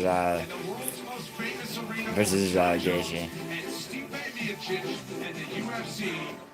Dude, it's not. I mean, calling him a douchebag. I mean, he's just hyping the fight up, dude. Elias Pereira is a fine human being. He's just not. His knockout of Volkanovski had way more to do with Volkanovski coming off a brutal knockout KO with an incomplete training camp than it does with Pereira. I'm sorry. I mean, also, if you look at the first round of that fight, okay, Volkanovski's, Volkanovski, far more of a dynamic fighter. It's just that he basically, he allowed himself to be steamrolled and backed against the cage. It doesn't matter. Debating Volkanovski to Pereira is pointless. The thing is, okay, if I'm Max Holloway, okay, the best boxer in the UFC, yelling I'm the best boxer in the UFC while dodging fucking shots, okay, fucking fighting Brian Ortega, like showing Brian Ortega how to block punches while beating his ass. Like, I mean, not to mention fucking I know it won't happen. Jamal Hill might be the only fighter that actually goes into the octagon and actually executes on his fucking shit talk, and like you saw with that how much that benefited him against Pereira. But like the whole let's do I forget which one of them said it, Holloway or it's probably Pereira that said, point to the center of the octagon in the first 10 seconds. If that happens, do you understand, do you think, just Holloway's, just the angles that Holloway fucking punches from. Why are my eyes so far apart? Bro, listen. When I was younger, right? I was probably somewhat more attractive, right? I was a model for Ford Modeling Agency. They take you in and they take a picture of your face, right? And that goes into software which breaks down facial symmetry and scores you out of 100, right? I got a 97 or whatever. You need a 91 or higher to pass. So, I mean, it's probably the angle. I don't fucking know, dude. Why are my eyes so far apart? Because I'm inbred. What the fuck do you want to hear? Probably because, I don't know, dude, or maybe you're projecting. What do you look like, dude? Maybe you're fucking wall-eyed, or maybe you're just, I don't know, maybe you need fucking cataract surgery. Who the fuck knows? I mean, that's a you question, not a me question. But, anyway, yeah, so, of course I'm taking Holloway against Pereira. Volkanovski should not have fought that early against Pereira. He had maybe, after, it was the previous October, November that he got fucking head kick KO'd by Islam.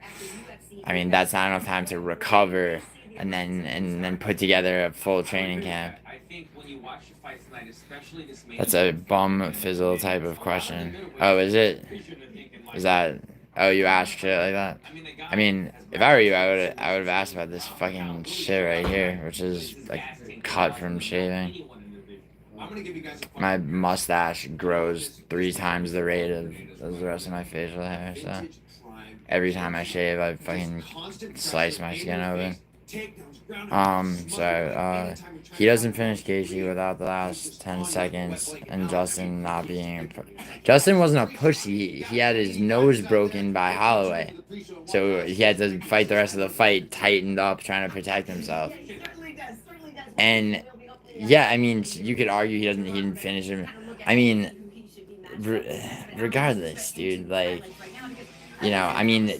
Max Holloway handed Arnold Allen his first loss. Alright, he knocked out the Korean Zombie. He's really only lost to Poirier and fucking, and Volkanovski. And, the Volkanovski that Pereira fought is not the Volkanovski that Holloway did. That's just a fact. And I guarantee you, when Holloway wins, it'll be an Izzy Alex Pereira situation where he he wins that belt back. He's gonna call out Volkanovski to finally get that win over him. And Volkanovski will have a full training camp. Now maybe Volkanovski's washed forever, maybe not, but yeah. I think that yeah. I think that's what they're waiting for. Am I disappointed in Pereira? Absolutely. I'm disappointed in every fighter that I picked that lost because I'll be honest with you, all of them. To Spain, you know how much time on the feet that fight was, Austin Lane, and it's not like when Cortez Acosta fucking just immediately had Despain on the ground in every round. There's enough time on the feet for Despain to fight. And Despain almost knocked him out with a fucking jab at one point. Like, all he had to do was commit. Like, and, but instead it was like, oh, you can't get knocked out. And it's like, I'm a fucking Taekwondo fighter. I've known about Robelis to Spain since before I knew about the goddamn UFC. Like, that was heartbreaking. I mean, whatever. Is what it is. So the post-fight show, just as I said that, someone talked about heart can't get you through a fight like this. I mean, the thing is, heart, when people say, oh, this guy's got a lot of heart, that, people only say that shit when, like, somebody's losing a fight and just not getting fucking knocked out and not cowering or submitting, Like, heart is dumbass fucking way of saying that, this guy has the tenacity to fucking, find dignity in just not being, like, embarrassingly finished. Like, although the opposite would be like a Kevin Holland who has a tendency, if he feels like he's outpointed, in the third round and, lose a decision, to just rage quit, and, assume like that the audience is somehow going to believe his, body language of like, oh, well, I didn't even try. But, Give me someone tough that's gonna fucking give me a title shot because I'm ready for it. Give me someone tough that's, it's Hernandez. So Hernandez. Well, I mean, like, some of you guys know I lost my father. That was like my best friend. That shit fucked me up. And I lost Shit, his father died this year. I feel that. My one goal in life was to get rich and take care of them. That went downhill. Damn. It is what it is, but now it's just take care of my kids, So. Hernandez has a compelling story. I mean, Pereira could have won. Like, he could have won.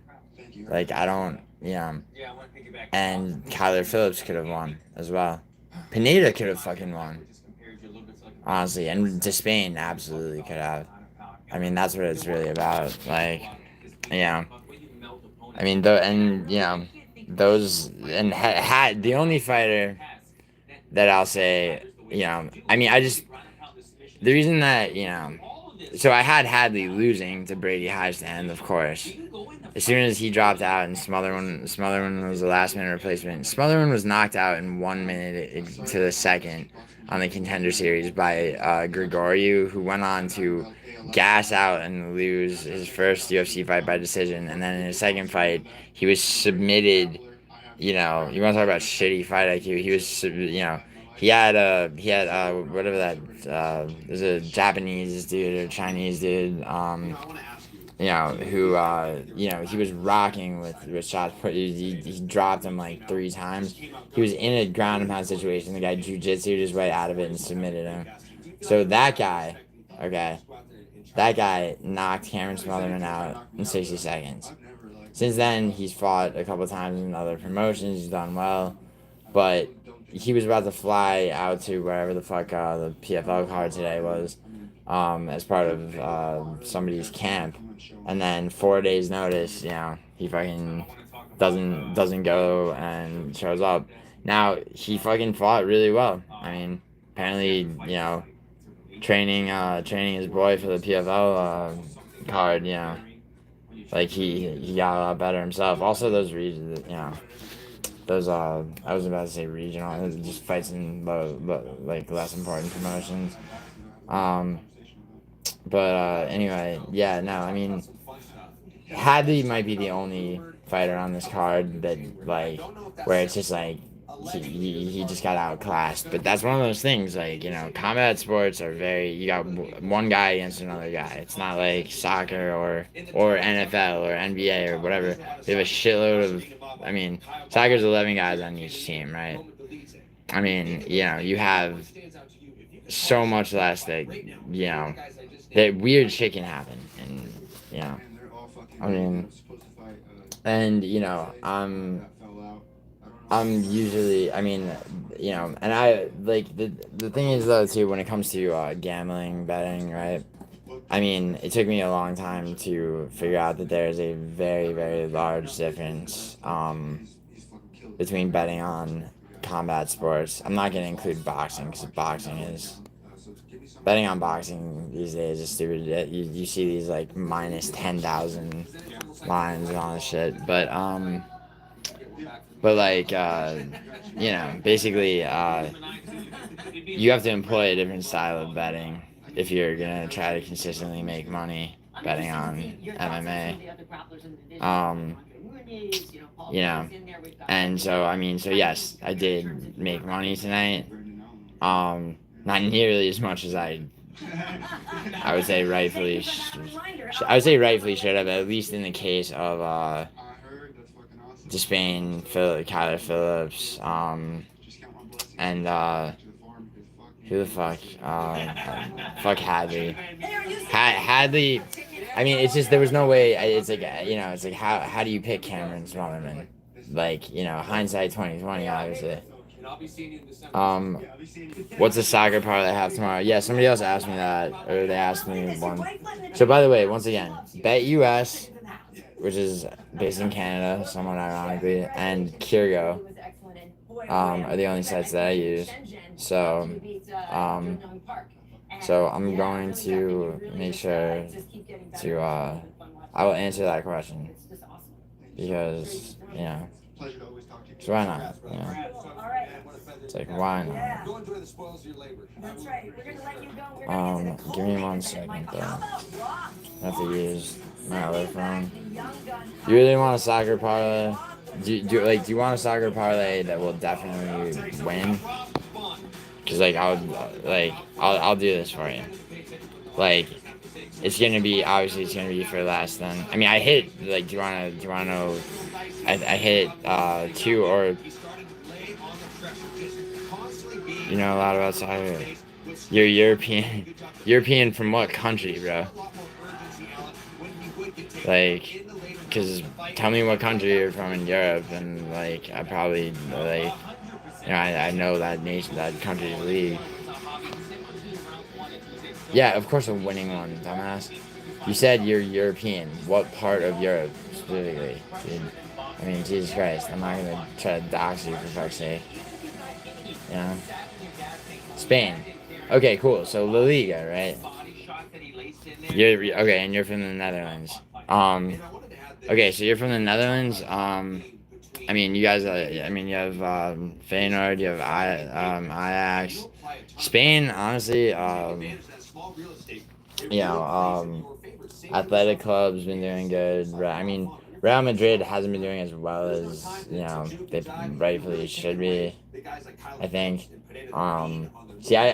The thing is, so BetUS, for example, right? There's on the big, like, European soccer leagues, you know, if you're making a parlay, right, you can select what's called draw no bet, meaning on your parlay, right? Now, obviously, it makes the payout, you know, per game is not as high, because what you're doing is you're basically making a parlay where if it's a draw, your parlay is not fucked. It just subtracts the amount of money from the total payout that one game would have added, right? But like, okay, so Serie A, for example, like, I made money today. I mean, I took the draw no bet. Let's see. So Serie A today was, I mean, Juventus beat Lazio. I wanted to bet on Lazio, but I couldn't bring myself to do it. I mean, without Ciro Immobile. I mean, against Juventus, I couldn't bring myself to do it. Juventus, so I put money on Juventus, and I burned myself for the treachery. But, yeah, they won. And they won in the last second. And last year had a red card from, like, the 24th minute, too. It's fucking... Sorry, one second. I gotta find you some, Alright. Yeah, so, okay. Yeah, so I had AC Milan. I didn't, that wasn't draw no bet, by the way. AC Milan to beat, Udinese. Fucking chill at a red card lately. Yeah, Bologna versus Genova, that was a draw. So that, so it's like, it was a 15-leg parlay, by the way, right? But there were 2 draws, Como versus Parma, Genova versus Bologna. So that's those on a draw no bet, those 2 get basically subtracted from the total winnings, right? Which are gonna be, I mean, and by the way, it's like, $5 on a 12 to 15 leg parlay. I mean, you're talking about 8, 9, 10, $100 all the way up to whatever. See, Arsenal lost to Bournemouth. So here's the thing, right? If I have 200, let's say I have $200, right?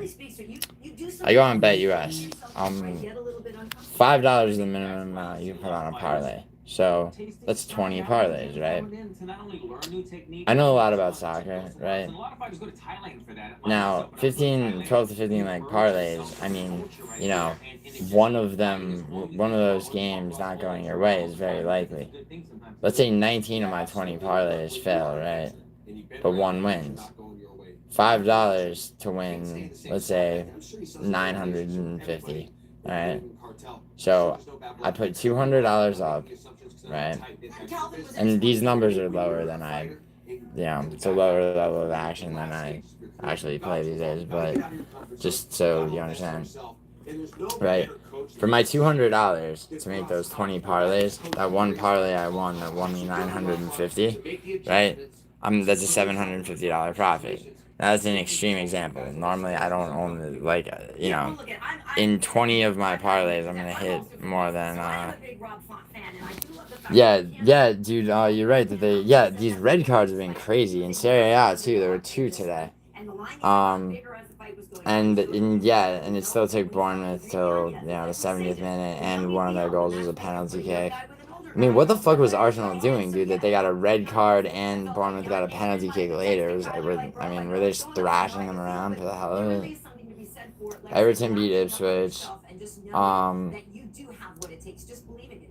See, I didn't take Arsenal's not been looking good, so I mean, fortunately, I left that off a Premier League parlay that I have that's playing out, obviously, because the match day continues tomorrow. And, I took dude, look at all these fucking red cards. Yeah, I had Aston Villa to beat Fulham. They won 3-1. Each team got a red card in that. Fucking what do we got? And I haven't even checked since people have been asking. Do the 15 parlays actually hit? Yes. Do they all hit? Of course not. I mean, 97% of the time they won't, but the whole point is that you're spending so much less money, and I don't it's not like every parlay I make is 15 is the maximum, right? If we're talking about Bet US, Kiro has different types of but the thing is that the last 15 parlay I hit was I think it was it may have been a UEFA Champions League.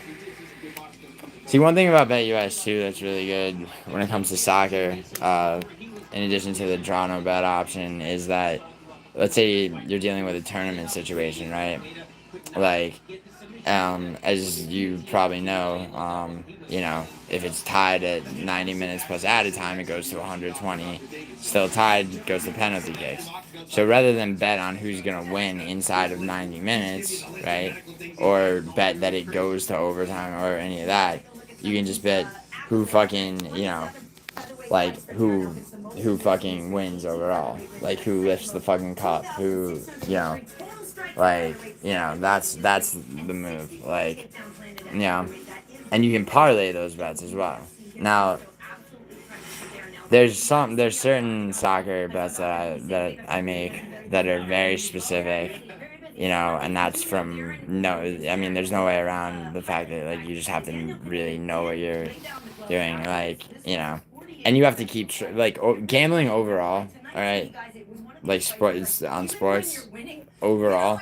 If you're not keeping track of your wins to losses, like how much you're putting, like your profit is only your how much you put out subtracted from how much you made.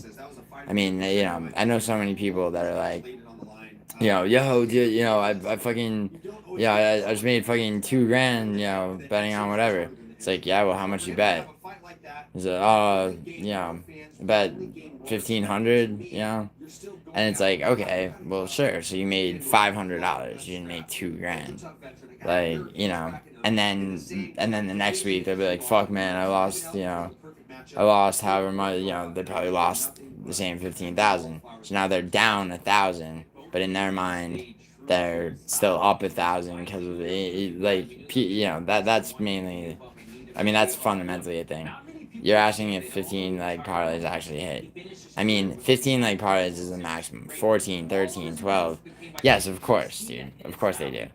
I mean, like 97% of the time, you know, they won't because, you know, something. But the thing is, like, you're betting a very small amount per parlay when you have that many legs. And it's not like I only make, like, parlays with a shitload of legs, dude. I mean, I have enough 6, 7, 8 leg ones, you know.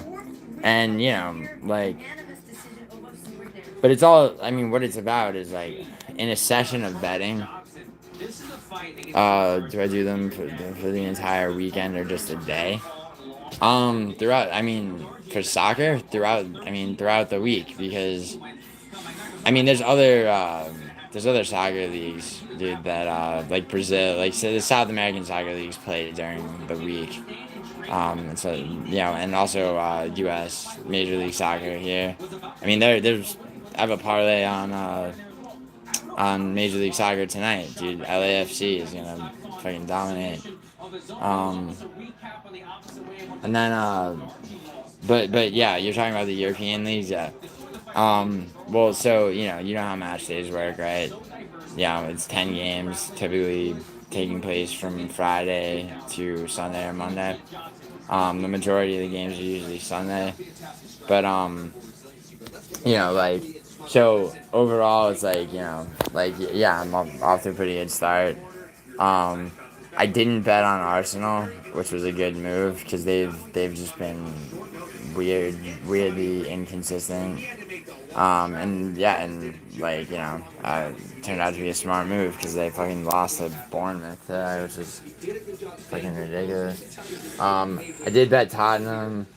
You know, they beat West Ham. I took Man United, draw no bet. They won, so they beat Brentford 2-1. Let's see. I took Aston Villa. They won. Wow, I almost took Newcastle to beat Brighton, but I didn't, and they lost. So every once in a while, instinct prevails. But I mean, yeah, it's not. But really, though, it's not instinct. Did I profit from the card tonight? Yes, I did. I did profit from the card tonight. That initial secondary round robin allowed for that, partially. And then, while the card was going on, I laid further bets, that did allow me to make money. I mean, you know, like, the thing is, like, when betting on Man United is scary. I mean, Man United without Cristiano Ronaldo is a better team. Like, I don't give a fuck what anybody says. I mean, they still have Marcus Rashford, right? Pretty sure. Wait, do that or no? Work to be done, but I'm thankful and we're blessed right now. Yeah. Marcus Rashford. Dude, Marcus Rashford is a fucking yeah. I mean, he's fucking he's fire. So is honestly here. Who do they have on the field today? Oh yeah, Julian, and they're playing. They switched their formation up to 4-2-3-1. The thing, okay, so what I'm really emotionally invested in, what do I use to bet? BetUS and Kirgo. BetUS.com is based in Canada. Kirgo.com, you need to use a VPN. Put yourself in Germany. It's based in Lithuania. Now, why those two sites? They don't fuck you in the ways that, I mean, like I say in the descriptions for a lot of my videos, if you watch the Connect with Johnny Mitchell on YouTube. It's a YouTube channel. Mickey Mays, either of his two appearances, I would recommend the second one because that specifically, he talks way more about online casinos. Yeah, I know Mickey Mays a bit peripherally, through blackjack, which is, I mean, if you want to know what I've made the most money on, it's blackjack. I'm not about to out myself as any kind of EAP or anything because that would be libelous. But anyway, Kirgo and BetUS are what I used. And payouts are quick. There's no bullshit. So something, for example, there is a certain site. I'm not gonna say what it is, but it's a very popular one, right? Where, sorry about that. There is a certain site that everybody uses, right? It's one of the most popular ones, right? Like they're advertised everywhere, right? People use it all the time. There is an algorithm that they employ where if any bet where you've laid where you've profited 265% for what you put down, which sounds like a lot, but to be honest, I mean, especially with parlays, 265% is, I mean, if I put 200 down on UFC 307, right? Like, you're gonna, just my round robin, was, I forget how much it was, but I mean, those 5 locks plus, like 3 other fights. I mean, well over just any one of those parlays, putting down $15 to win fucking, to win like 1,200, 1,300, hitting, right? That's, So the point being, trips shit in their software, and they fucking, basically they start to fuck with you. They tell you all of a sudden you owe action, right? Or they fucking bombast you with offers for, hey, take like half your payout in free play money, which I've never fucked with free play money. It's just a way of fucking you out of your winnings. Also, if you take the bonuses that they advertise, $300 referral bonus, right? Yeah, or 300% or whatever the fuck, right? That's gonna come in the form of usually free play money, or it's gonna come in the form of basically money that can only be cashed out if you are able to take it and multiply it by an exorbitant amount in whatever way. And and they restrict the ways that you're even allowed to use it a lot of the time. One thing that happened to a friend of mine, right, with the site that I'm oh, you just got back. Yeah, I'll give you the soccer shit in a second. Let me finish. I'm done. So my friend basically bet, he had, I think he was betting college football, right? And he did very well, right? He put down about $150, and and on $150. I think he made a single parlay and put all 150 on that. Right, not something I would do. You know what I mean? But whatever. He knew his shit, and it hit. Right, that $150 became 1,300 something. Right. So roughly, you subtract, whatever. So he made about 1150, right? And then so he goes to try to request a payout, right? Now he's requested payouts before, right? But all of a sudden now that he's won over 265% of what he put down. All of a sudden the site's telling him you've reached your limit of payout requests using this method, right? He's like, wait, I don't get it. No, like, there's nothing that told me that there's a limit on how many times I can request my money paid to me a certain way, right? And nobody's like going over the terms and conditions with a fucking magnifying glass. I mean, some people do, and a lot of those people are the people that I talk to. I mean, I can tell you for sure, Mickey Mays has a team of people that, which is why he doesn't take a spot. He's been offered fucking NBA, fuck NBA. He's been offered like soccer player fucking money, like, $40 million, $50 million to basically endorse so many of the online casinos, and he won't do it. He's like, all right, well, then let me look at your back end, let me look at your software, and they're like, no, we can't let you do that, or they'll be like, okay, but you can't expose it. And he's like, no, I'm sure as fucking tell people what I see. Like, wait, did he get the money? Oh, my friend? So they jerked him around, and basically, they jerked him around telling him he had reached his limit, and so his options were basically to wait 5 weeks for a fucking check that would not have a tracking number, or to have a deposit made to a bank account, right, where shit can get lost in the shuffle, and if you're and if it never shows up on your bank statement, like, good luck calling your bank and trying to get them to go after an online casino.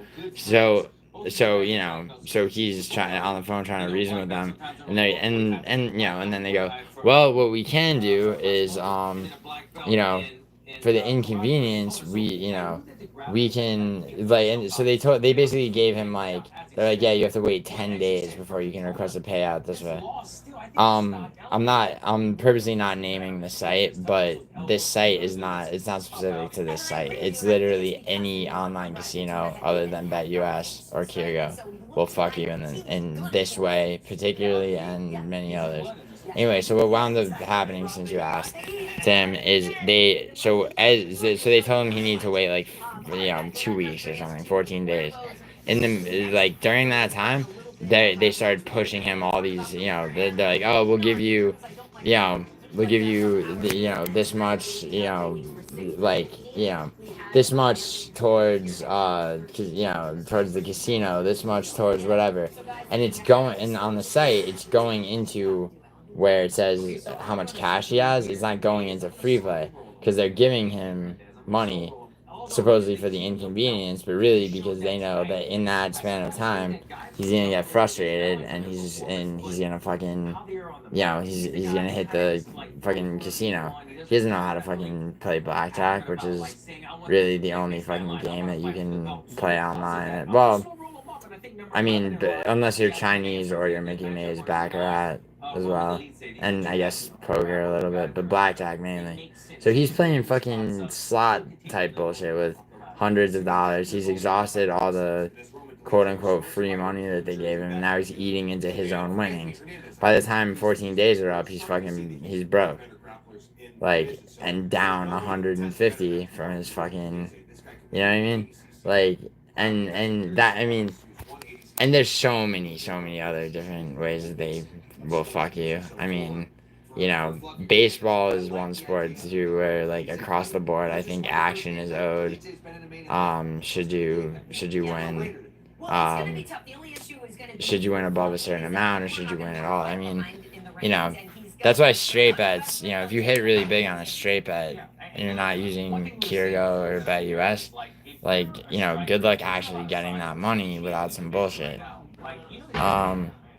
Cigarettes turn you gay? Do you know that? Yeah, dude, that's why I took the shot. Like, you know, fucking, I was, you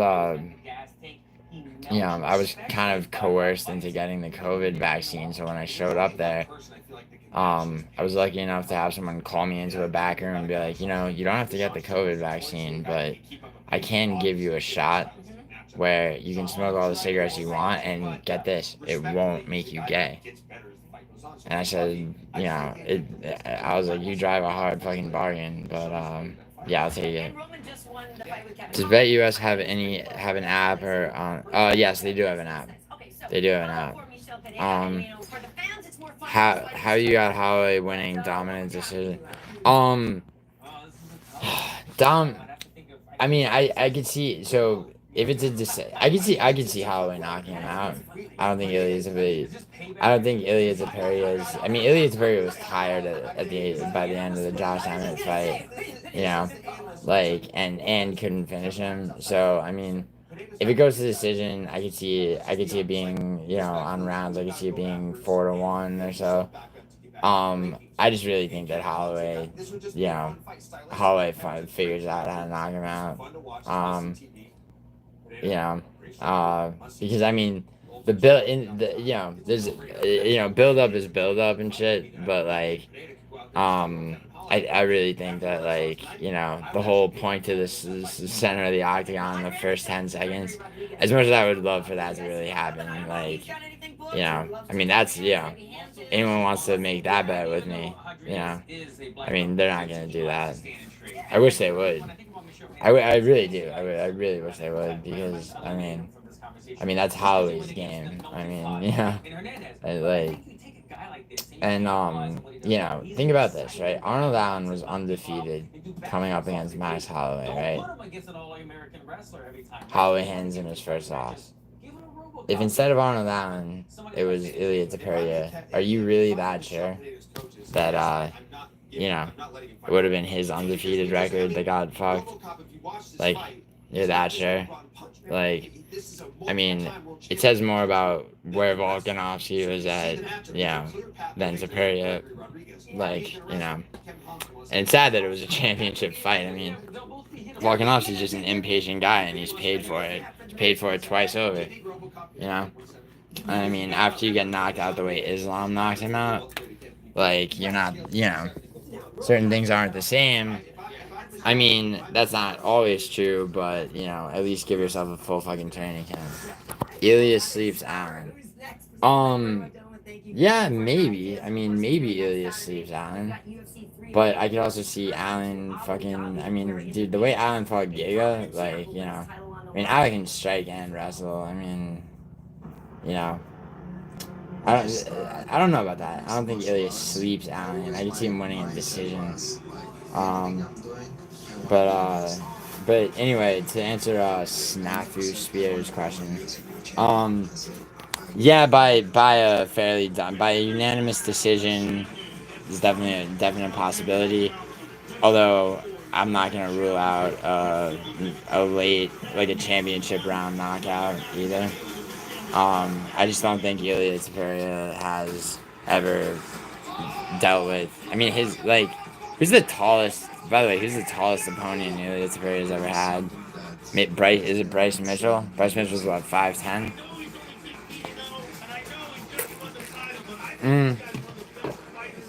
Stylistically, you think Diego Lopez is the hardest for? I mean, I think Lopez beats Ilya as well. I'd like to see. Let's say I'm right? Holloway wins the belt back. I mean, I would think that Holloway would call out Volkanovski to do it back one more time after. I mean, the only guy other than Poirier to ever beat him in the UFC. Yeah, Jai Herbert. Okay, so Jai Herbert looked good in his last fight, but yeah, dude, Jai Herbert was paper thin, you know.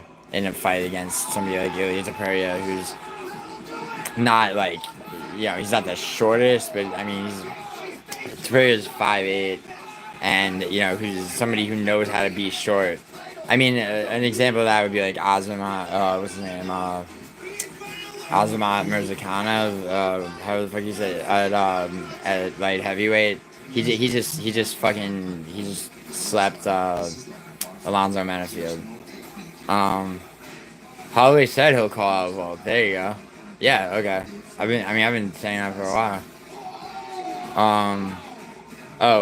Everything on my walls. So like I said, this is my work. I call it my work studio, but it's like the first apartment I had. Before I started making real money, but basically I built my career. There's a bunch of shit like from phones. My girlfriend decided that she was so disgusted with Pereira and the back-to-back shit show performances of I can't even remember his name, the Rob Font's fucking food, Kyler Phillips and Pereira, that she decided to go to sleep. I kept the bed here because I pass out often enough, but my TV is HDMI into my laptop. This is where I do most of my work. My other two apartments are way nicer, and like I said, I will be filming my 308 prediction video from my a nicer apartment with the high ceilings and the balcony and the fireplace and my cats and just because of where that card takes place, it's like I feel like to do a prediction video on a just Saudi oil money card, I should at least have like the at least like pseudo fucking air of like a Tristan Tate or some shit. Even though actually I don't really feel like that. I just think it's fun. I just get a kick out of it.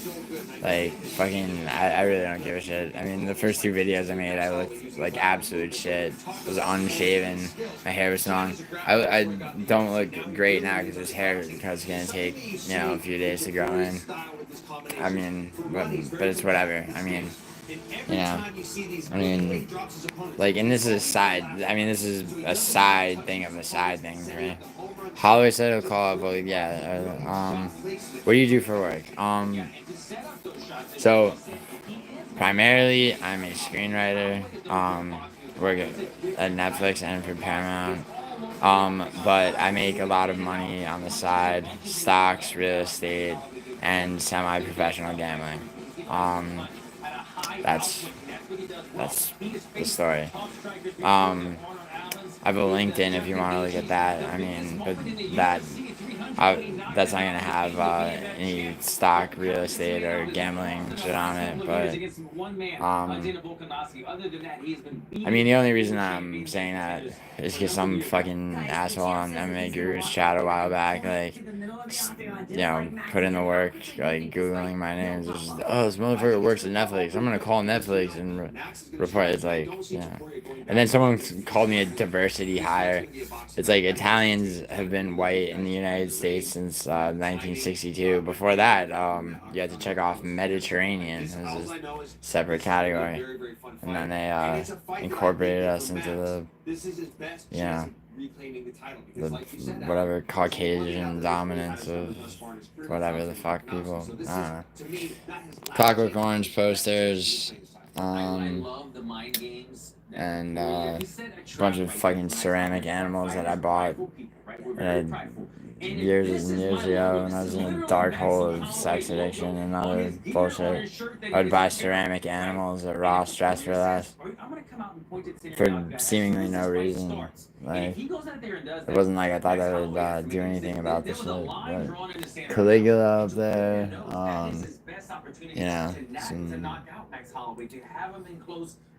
there's like no white space left on the walls. This building is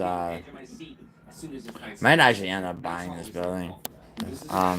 The property management company that owns it, they have several violations and then actual crimes and misappropriation of funds and shit like that.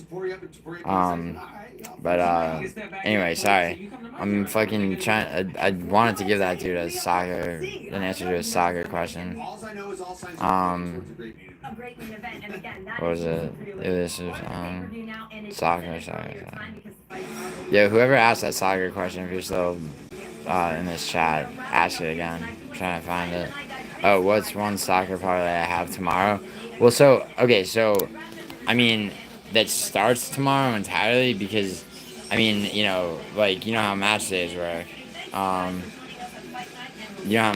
work. So basically, all the soccer parlays I played in this session of betting are already in play. Like my Serie A one is winning. I mean, there were three games today with 7 to go. Premier League, Bundesliga, La Liga, League One, which is French. And then I have some Dutch ones and a few others, and then also of course there's the UEFA Europa tournament, the Champions League tournament, and I'll bet on Serie C and everything. I know Italian soccer very, very well. Like, I mean, I'll make bets like, first goal scored by which team in which 10-minute interval and shit like that. But combat sports are, they're different. It took me years to figure out how to figure out like a consistent betting strategy for UFC, and and the thing is, I only bet on sports that I actually enjoy watching. Like, it's pretty much soccer and MMA. Probably because those are the sports I've played. Otherwise, otherwise I'm just gambling on shit that like I don't really care about. It's like if I did the research and everything like that, I could successfully bet on fucking the NFL and everything else too. But I just don't have it in me to commit like that. And and that's the thing, dude. Like, if you're like, this is why I encourage people not to gamble at all, because most people just don't have like the patience. It's like, like the mentality of 99% of people who gamble regularly at all in any form is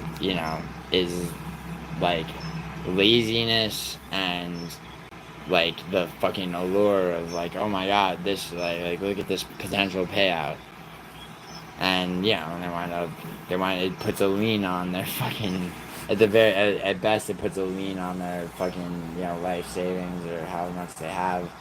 I mean, I've known people whose lives have been ruined with gambling addiction. And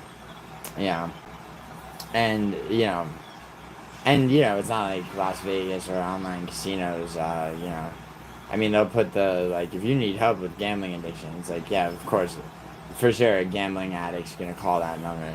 Like, I actually have a guy. I know a guy who works.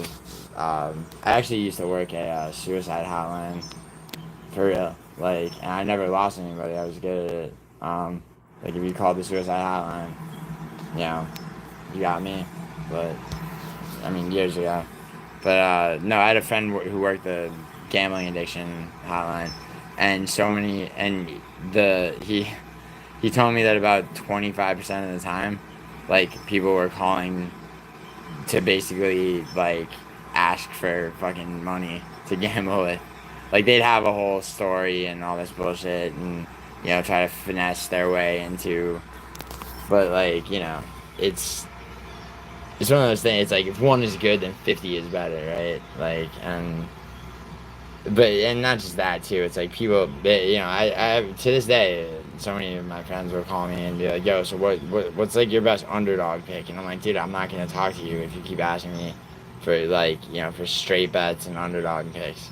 Like, I'll tell you who I'm taking for each fight, but like, and then you can go look at the odds and see which one, is the biggest underdog. He's like, oh well, you know, like, and I mean, because like, I really don't look at betting lines until I've made my picks.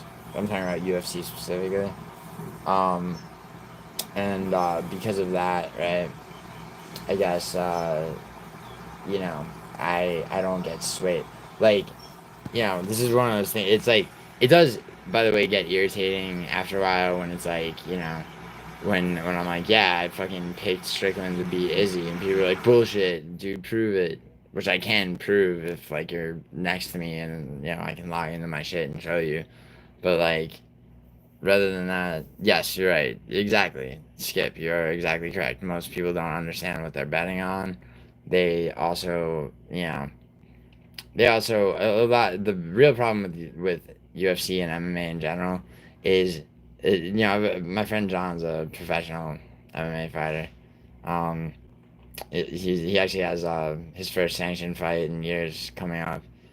He's got his apology and everything. Jonathan Hughes from Salinas, California, middleweight, and he he said it's the sport. I think in various ways. I think Bo Nichols said something similar. Like, MMA is the sport with the most fans who don't know what the fuck they're talking about. And so, yeah.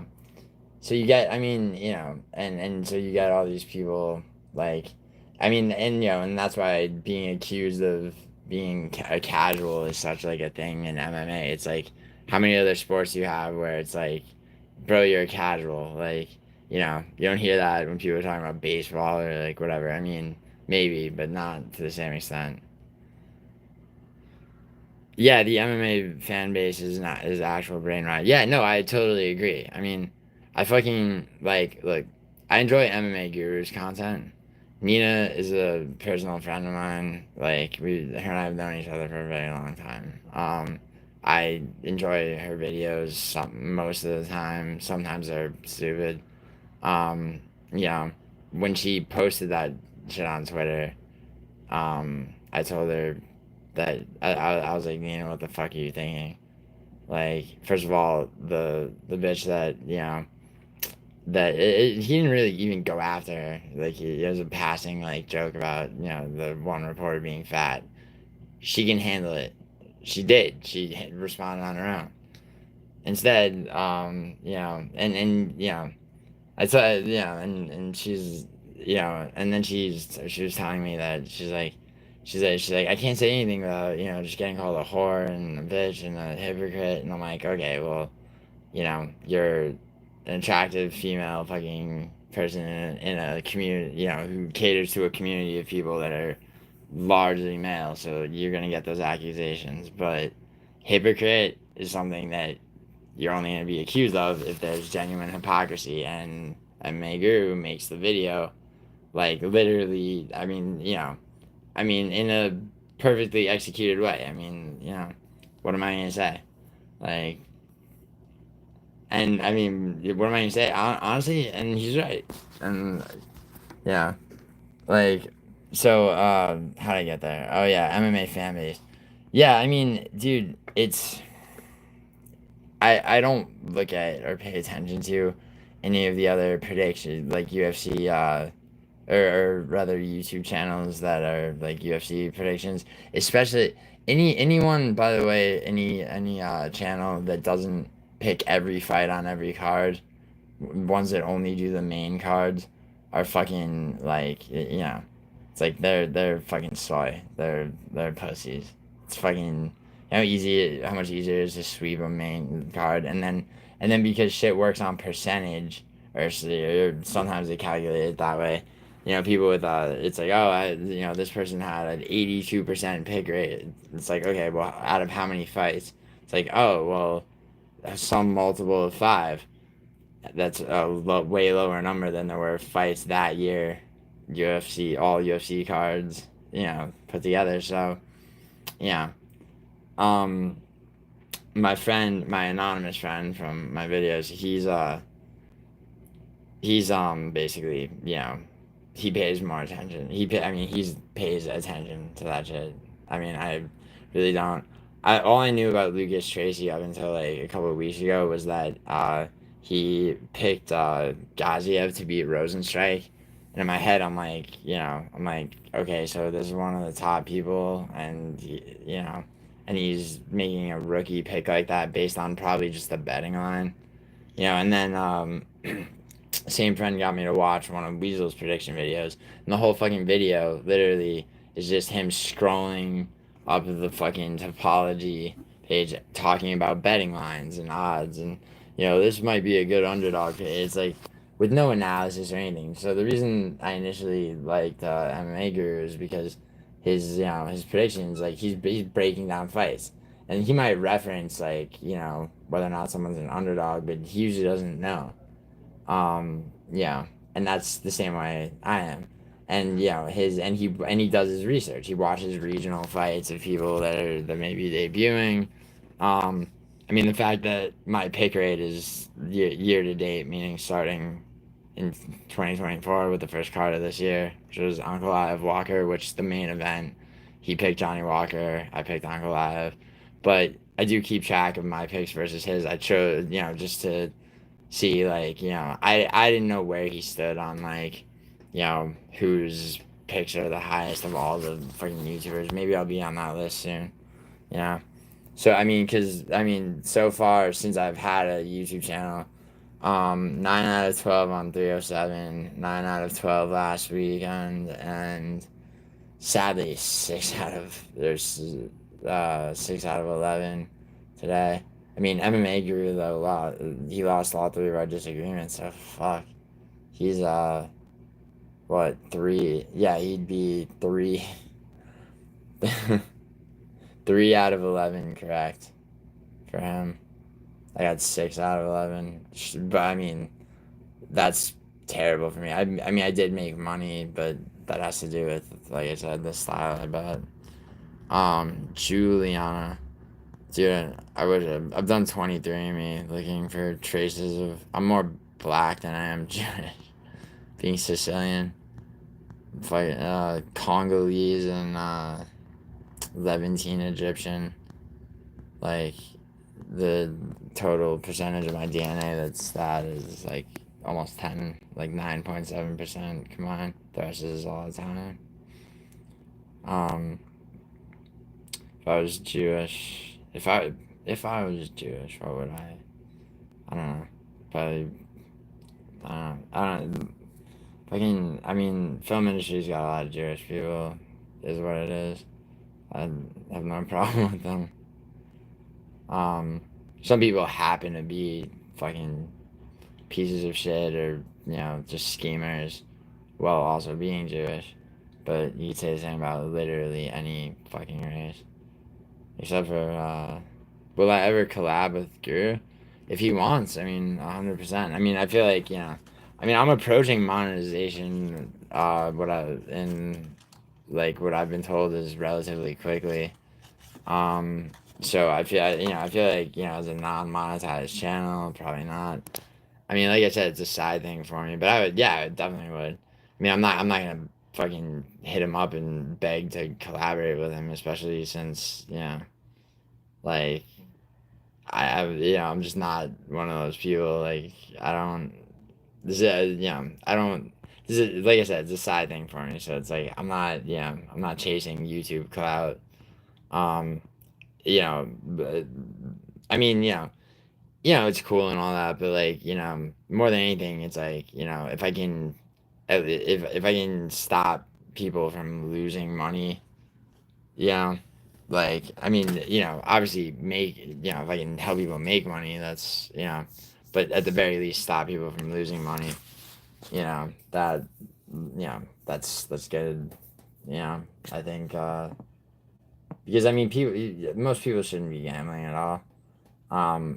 There are some people though, because like a lot of people who are gonna gamble regardless, they're the same people that, you know, they're not gonna listen to you because they think they have a system because they're not keeping track of their wins to losses.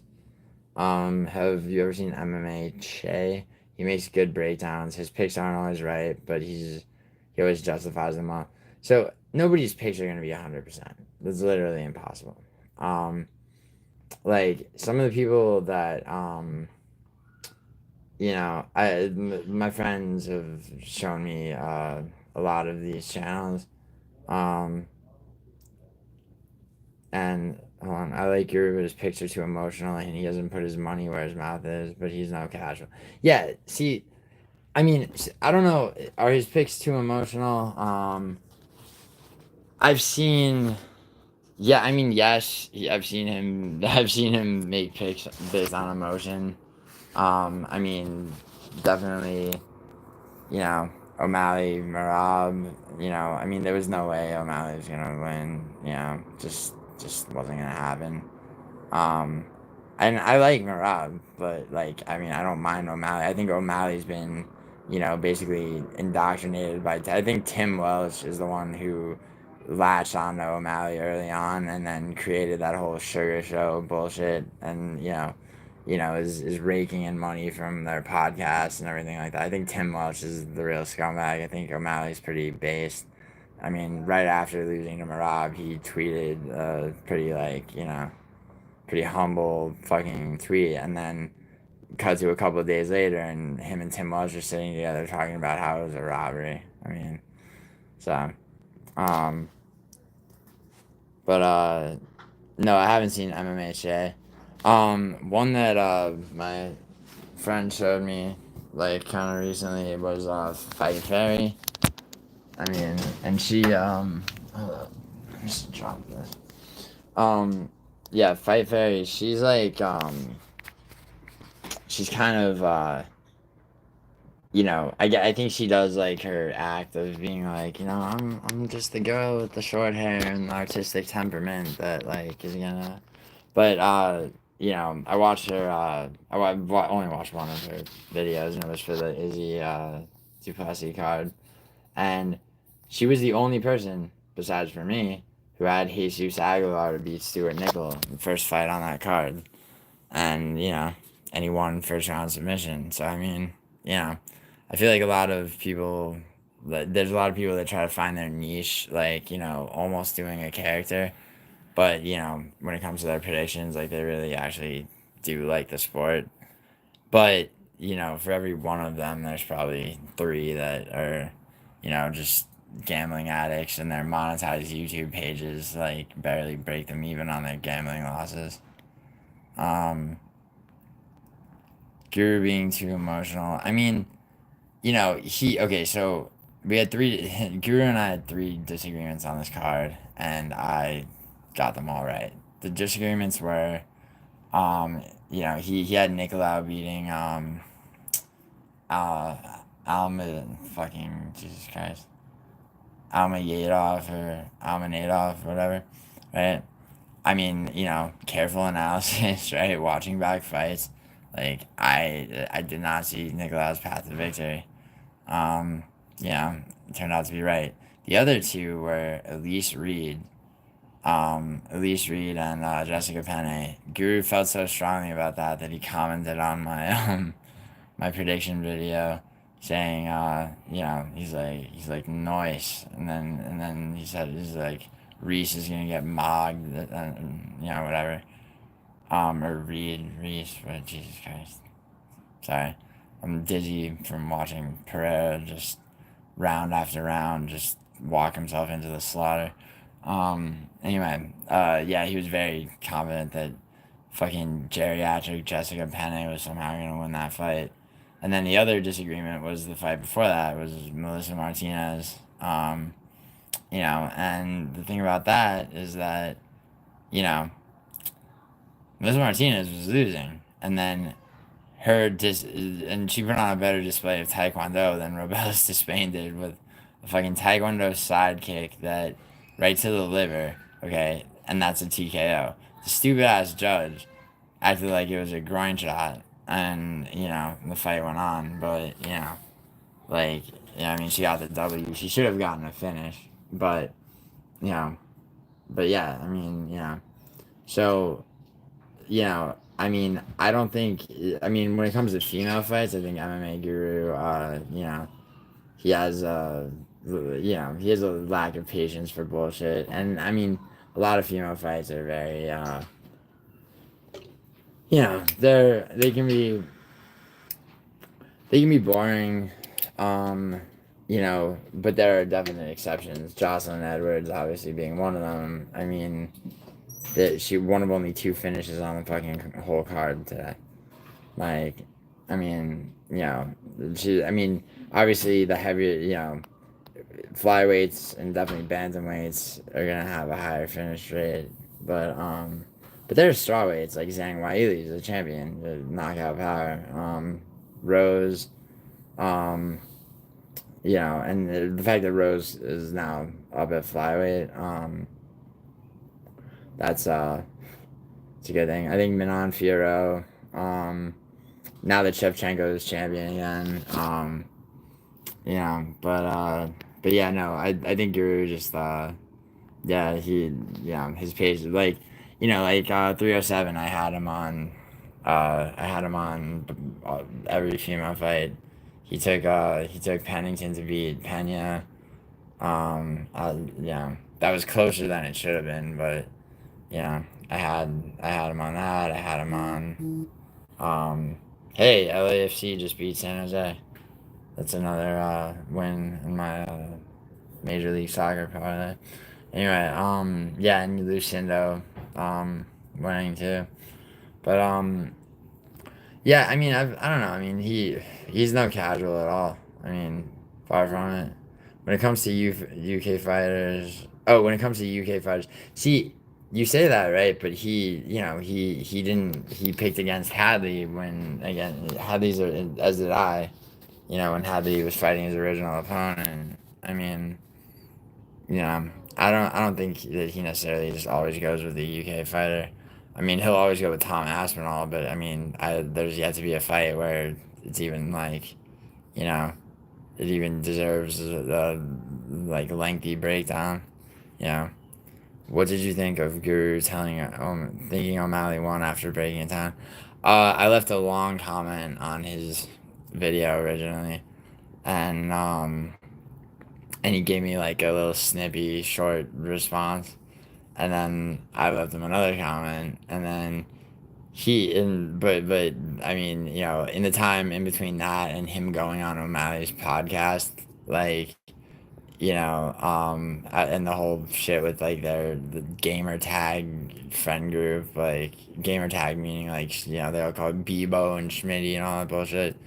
And like the video he made about it, she's just like, no one invited me to the after party. Yeah, that whole shit. And then the Jose Aldo loss, where once again hypocrisy. What I like about Guru too is that he exposes hypocrisy very well. In the video he made about Dana White basically fucking over Demetrius Johnson. Even though Nina is a friend of mine, yeah, the Nina video and to your question about O'Malley, the fact that because Mario Batista, trained with, with them, with fucking blood sucking Tim Welch and everything, right? When they were talking about it on their podcast, you made that video they're talking about on the podcast, the way that O'Malley was like, I think he won on damage, like, it's like, okay, bro, well, then then how could he have won on damage when he held him against the cage? Your whole argument, once Tim Welch got in your head, for your own fucking loss of your title being a robbery was that you did more damage, which by the way isn't true. Like, shots to the body, leg kicks, far more damaging. It's just face value damage is fucking, is what people mean when they mean, typically when they talk about damage-based scoring, so it's a flawed system, if I was Jewish, I'd make even more money on my bets.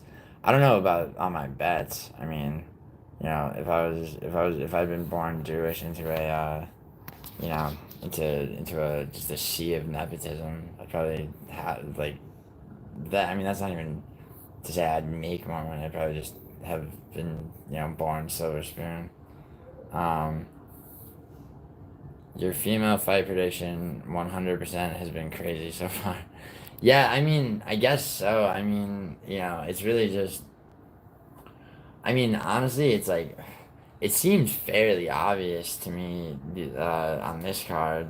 I mean, they had 3 fights. I mean, Jocelyn Edwards was the most obvious. But, I thought that Jessica Penne stood no fucking chance. I mean, she's 1-4 in her last 5 UFC fights.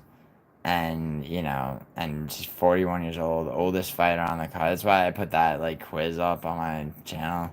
Like, who's the oldest fighter on this card? I think the choices were Penne, Darren Elkins, Pineda, and someone else. But yeah, regardless, yeah, I mean, female fighters can fight till they're burger into. I mean, Angela Hill and Holly Holm and everything, but I mean, Angela Hill got her first fucking finish ever in her, at least in her UFC career. I think her fight before last. That's another reason to never bet over unders, right? Like, you could count on a Angela Hill fight, win or lose, going the distance, literally. Like, you're talking about 20 fights or damn near, right? And then all of a sudden she gets a second round submission. And Guru's thinking about it, right? Aspinall is warranted. Oh, yeah, of course Aspinall is warranted. Yeah, 100%. The fact that Guru calls him a UK Chad and everything, I mean, that's just it's like, sure. I mean, but I mean, as a, it's not like this defensive, so, I mean, I thought that, I mean, he turned out to be right about, Roy. I mean, he thought Roy Val was going to fraud check Tatsuro Taira. That fight was very, very, very close. And, and, and he's right about a lot of things he says. I mean, Roy Val winning that fight, not great for the division. But, regardless, it's like, who's gonna win this fight, I mean, and yeah, I mean, Tatsuro Taira was handed his first loss. I mean, I think Roy Val, though, I mean, first of all, Pantoja is gonna get another successful title defense. He just will. I mean, even if he wins, even if it's a disqualification loss, which is a possibility. Also, I just don't think I mean, debuting in the UFC, being gifted a title shot as your debut, is just fucking. I mean, that's Dana and and everybody else, at the top saying, well, Royval won. Who else? I mean, Steve Ursay getting that title shot was, because they're like, fuck, Makayev's boring as shit. Like, how do we build a card around Makayev versus Pantoja? And then Steve Ursay blessed them with that second round KO and got a title shot that he arguably didn't deserve, but did very well in. But then he goes on to fight Kai Kara France, who, won and who is coming off an arguable robbery loss to Amir Albazi and looks like a new fucking fighter. Like, the way that he took Steve Ursay out in that first round. Kai Kara France, is, I mean, he arguably should get the next title shot, or at least Kara France versus Roy Val, because I mean, it's why Figueiredo moved up to 135. It's just it's like 4 fights for years, the flyweight titles back and forth between 2 people, and they've all fought each other at this point. Moreno hasn't fought Albazi, which is why it's the main event of the fight night coming up. Personally, I think Albazi beats him. I think Albazi's, I mean, he's been out for so long that people forget, man. But I'm not gonna try to do it. I mean, Guru's Joe Rogan impression, let's be honest, is pretty mid. But But no, people really do forget about Albazi if you're talking about the flyweight division because it's been so long since he fought. And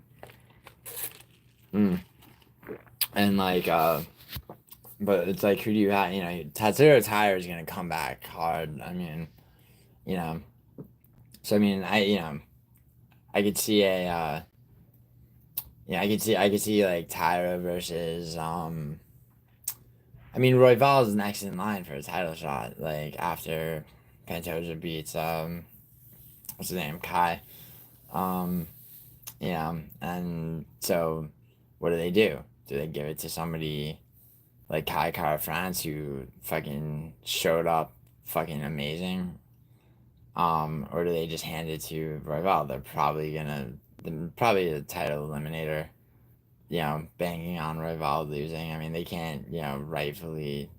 I mean, you know, they did it to Strickland with Paulo Costa. I think they did that to keep him active, to be honest, because, I mean, Dana White and everybody else, including myself, scored Strickland Duplessis for Strickland. And I mean, if you look at Dreykus's record in the UFC, I mean, it's, you know, I mean, so it's like of the 3 champions that he's fought, submits Izzy, not like, you know, bulldozes through and knocks out Whitaker. Strickland to, you know, against Strickland, questionable split decision. Like, yeah, I mean, I think Sean Strickland, and Costa being gifted that fight after coming off a loss to Whitaker. You know, I mean, let's see, Chu and Khan. There's also no contenders other than Albazi who could lose to Brandon. I don't think Albazi loses to Brandon. I think he beats him. Asakura is gonna have a hard time making weight. I think he'll make weight. I just think that his fighting style, Clockwork Orange is a bad movie. Yeah, there's not. I mean, I guarantee you that you don't believe that. But sorry. Let me see. I mean, okay, so I think the UFC should try to recruit more talent from Asia. I mean, for the lower weight class. I mean, dude, you got Rinya Nakamura, bantamweight, Tatsuro Taira. They have Road to UFC, which is all like primarily, you know, fighters from there. So I mean, yeah, I mean they are doing that. Ryzen, you know, they've been eyeballing Ryzen a lot. You know, and I mean the other thing though is that like Jesus. Dude, people need to at least attempt to control their kids. Fucking, what was I gonna say? Yeah, no, One Fight Championship is a promotion that, you know, like, has some of the best fighters in the world, right?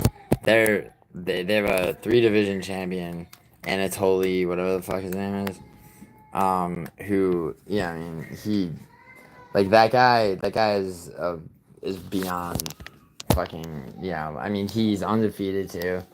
And the guy that they just signed, the UFC just signed, Rainier Deridier from One Fight. He basically, sorry, my phone was about to die. I have to plug it in. One Fight champion is second best in my opinion to UFC. Yeah, I totally agree. I mean, their cards are split. Oh, Anatoly Malakin is also a juice head. I mean, yeah, I mean, dude, you could say that, but I mean, people say the same thing about Dreykus, about Costa, about so many people. I mean, you know, the guy cut down the middleweight, so he's the middleweight, light heavyweight, and heavyweight champion of One Fight Championship. He's also undefeated. He also bullied Deridier from division to division, taking the belt, and then Rainier Deridier just signed with the UFC. Deridder's no joke, by the way. I think, you know, I think that's gonna be an interesting, you know, debut, because all these guys like MVP, and Chandler and shit that have come into the UFC. I mean, you know, in fucking Bellator, MVP, you know, he fucking with a flying knee, he caved in somebody's skull. You can find the X-rays and shit of how they had to repair that. coming into the UFC, he struggled against Kevin Holland, and he, in the first round against Ian Gary, his eyes, like, you'd see the fear for his life when he was taken to the ground. I mean, and I mean, Chandler had a couple of good fights, but, like, I mean, his best performance was against Tony Ferguson, and that was number 2 of what has now become an 8-fight losing streak.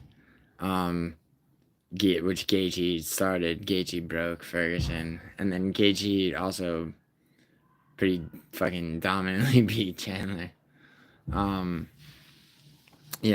And also, I mean, let's see. The disrespect getting unranked GM3 as a former 2-division champ. The disrespect getting unranked GM3 as a former 2-division champ. Wait, getting unranked GM3. Who's GM3? Like, who do you mean by that? Like, I'm sure I know the person you're talking about. Disrespect getting unranked GM3.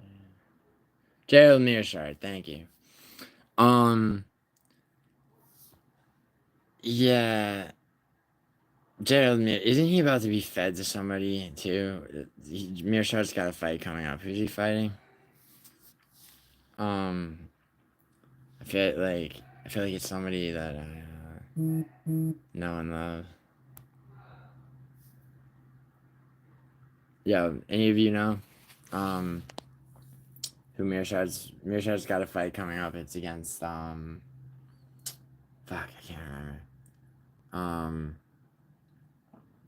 RDR. Like, the abbreviations, man. RDR. Oh, DeRitter. Yeah, Jesus. I'm sorry. Fuck. Sorry, I'm still reeling from that fucking Pereira loss and the Kyler Phillips one. I mean, Jesus, fuck, man. Like, I mean, with Kyler Phillips, that was a fight IQ thing. I mean, with Michelle Pereira, it's like, dude, just, like, keep doing the same thing over and over and over, expecting what do you, it's like, what does he expect? I mean, he opened up the first round with a brutal combination that Anthony Hernandez was getting fucking rocked by. All right, try that out again. Like, I mean, I get it. The second round did something different. The third round you did something different. By the fourth round, bro, how about you switch your shit up? Like, I mean, Jesus, fuck. Like, he had the ability to win that fight I mean, redo that fight 10 fucking times, dude, and I mean, maybe Hernandez wins. It'll be 8-2, maybe. Oh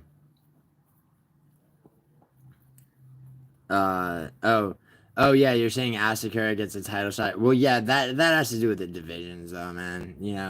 They're like flyweight's bottlenecks because everybody's like, the way they're looking at it is like everybody's fought each other. It's like Royval's already lost twice to Pantoja. And they're doing these fight night main events like Albazi versus Moreno. I mean, and and main card, man, Kai Kara-France versus Steve Erceg. Kara-France I mean, he looks fucking really good. I mean, if anyone should get the title shot after Asakura, it should be him. But there should be some eliminators, I mean, like, Albazi probably beats Moreno. So, I mean, arguably you'd have Kai Kara-France versus Albazi, but that already happened. But it's like, that's what I'm saying.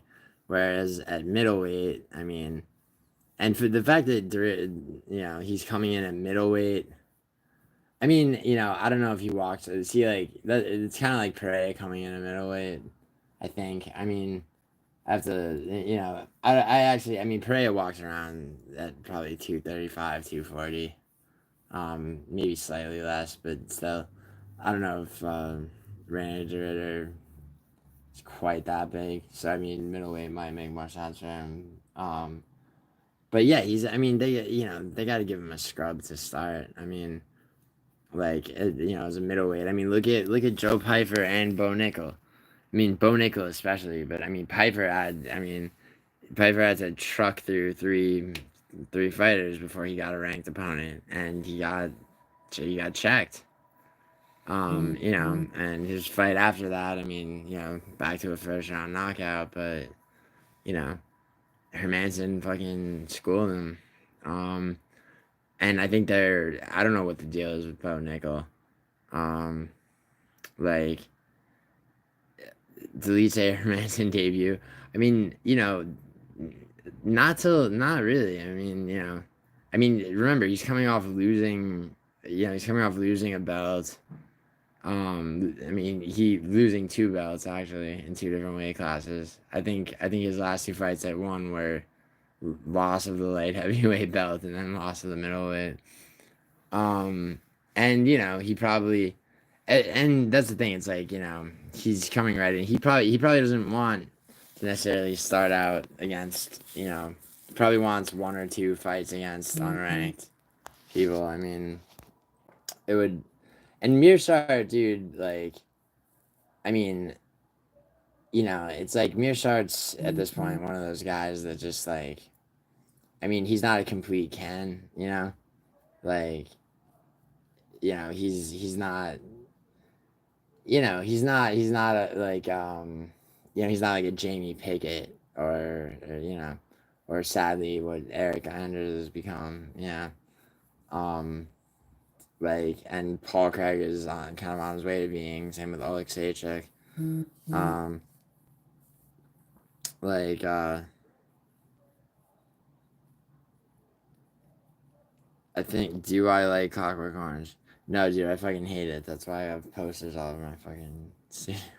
Yes, it's my favorite film, of course. But yeah, dude, like, I guess that, actually, just for a second, Bo Nickel, right? Peyton Talbot has fought, not including the Contender Series, right? In, I believe, less than 9 months, he's fought 3 times, including against Cameron Simon, or four times, right? Bo Nickel has his 4th fight coming up, and it's been 2 fucking years, I think, since he debuted on a pay-per-view. His fights, aside from his 2nd fight, I guess, against Val Woodburn, UFC 300, so Cody Brundage got to be on a paper. It's like, I mean, and it's like, what are they protecting him from? Like, why doesn't, I mean, Paul Craig's going to be the toughest guy he's fought since, and Paul Craig just got mauled by Kai Bravo. It's not the same Paul Craig anymore. Like, I mean, does Paul Craig beat all of Bo Nickel's prior opponents? I mean, one of them's already been cut from the UFC. Yes, Paul Craig beats Cody Brown, but like still, it's like, I mean, at middleweight, the standard, as per like Piper and a few other people has been like, okay, like if you're 3-0 at middleweight, especially by finish, in the UFC, you get your fucking shot against a ranked opponent. Like, with Bo Nickel, it's just like, it's like, how many times do we need to see him, like, easily beat? I mean, it's like, even he knew that, like, that 2nd round finish against Brundage, like, wasn't particularly impressive, like, for what he's supposed to be able to, to do. I just think that, like, you put Bo Nickel up against, like, put Bo Nickel up against Anthony Hernandez. What do you think happens? Honestly. I mean, yes, sure, he sleeps Paul Craig. What does he do to Anthony Hernandez versus Bo Nickel? What happens? Like, that's and that's a question I don't think the UFC wants to ask themselves. Like, I mean, and Hernandez was going into this fight. He was, I believe he was 12 or 13, right? And or Michel Pereira. coming off this loss, right? Put Bo Nickel up against Michel Pereira. What happens?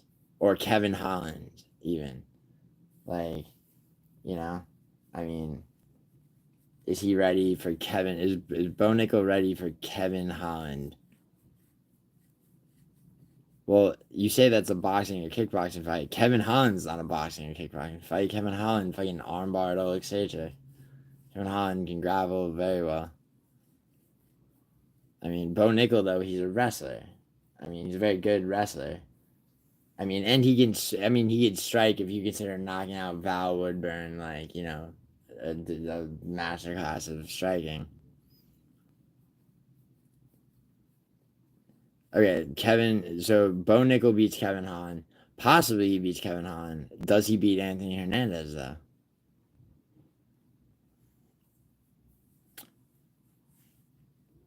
See, yeah, I mean, no, he doesn't beat Anthony Hernandez. See, that's the thing, is like if you actually think about it in your head, right?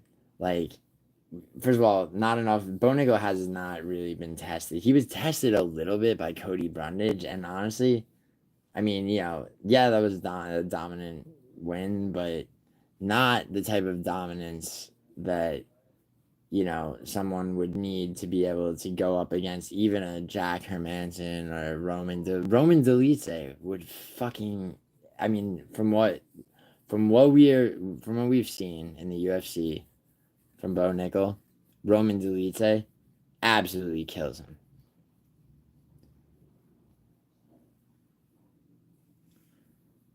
Roman Dolidze is not a boxing fight, bro.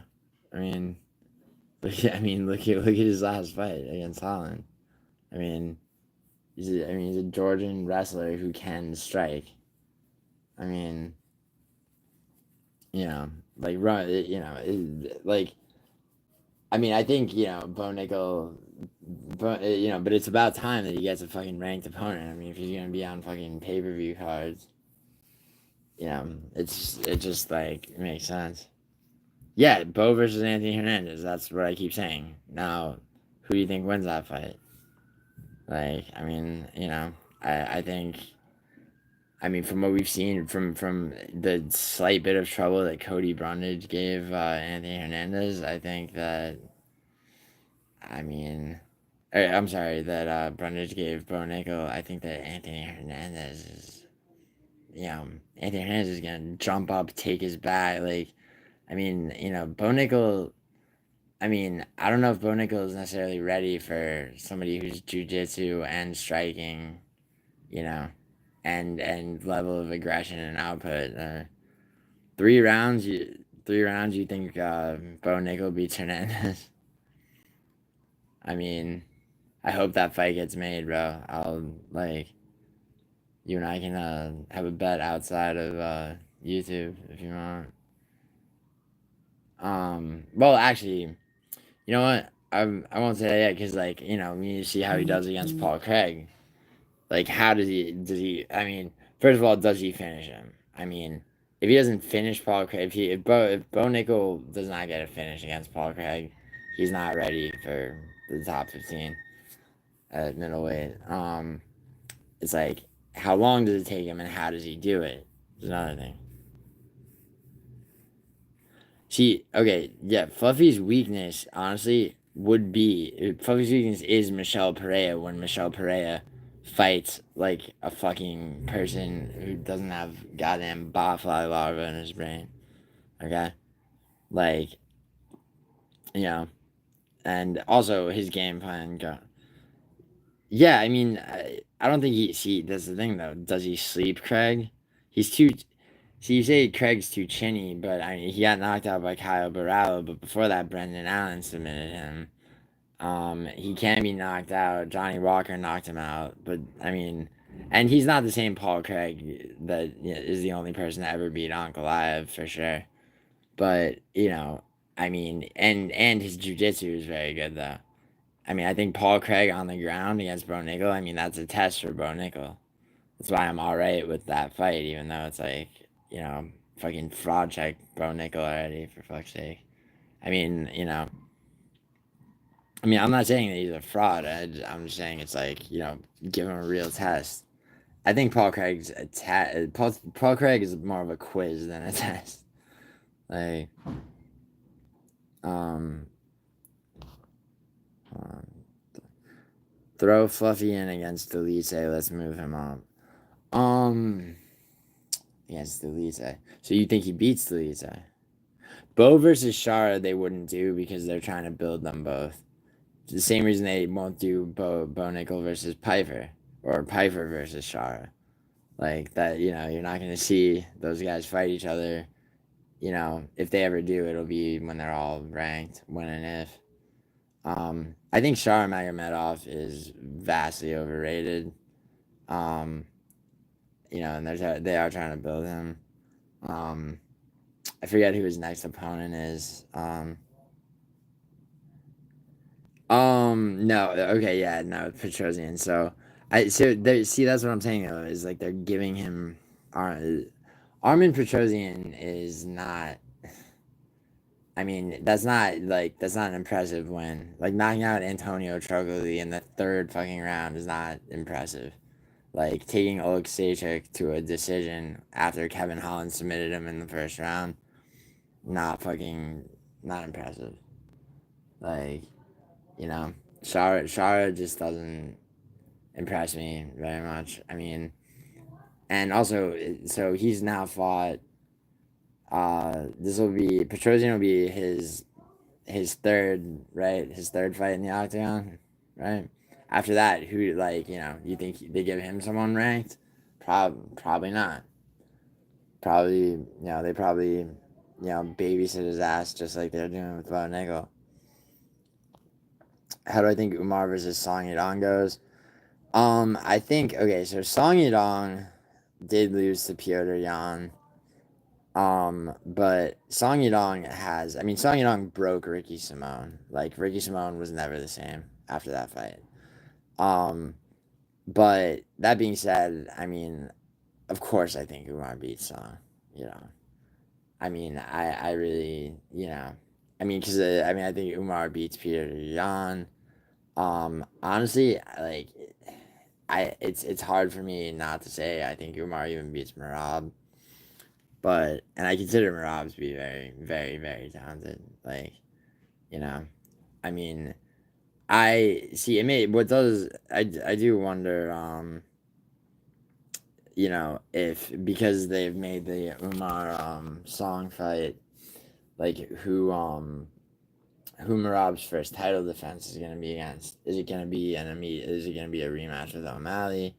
I mean, a rematch with O'Malley would go. I mean, it would probably just be a more dominant victory for Merab.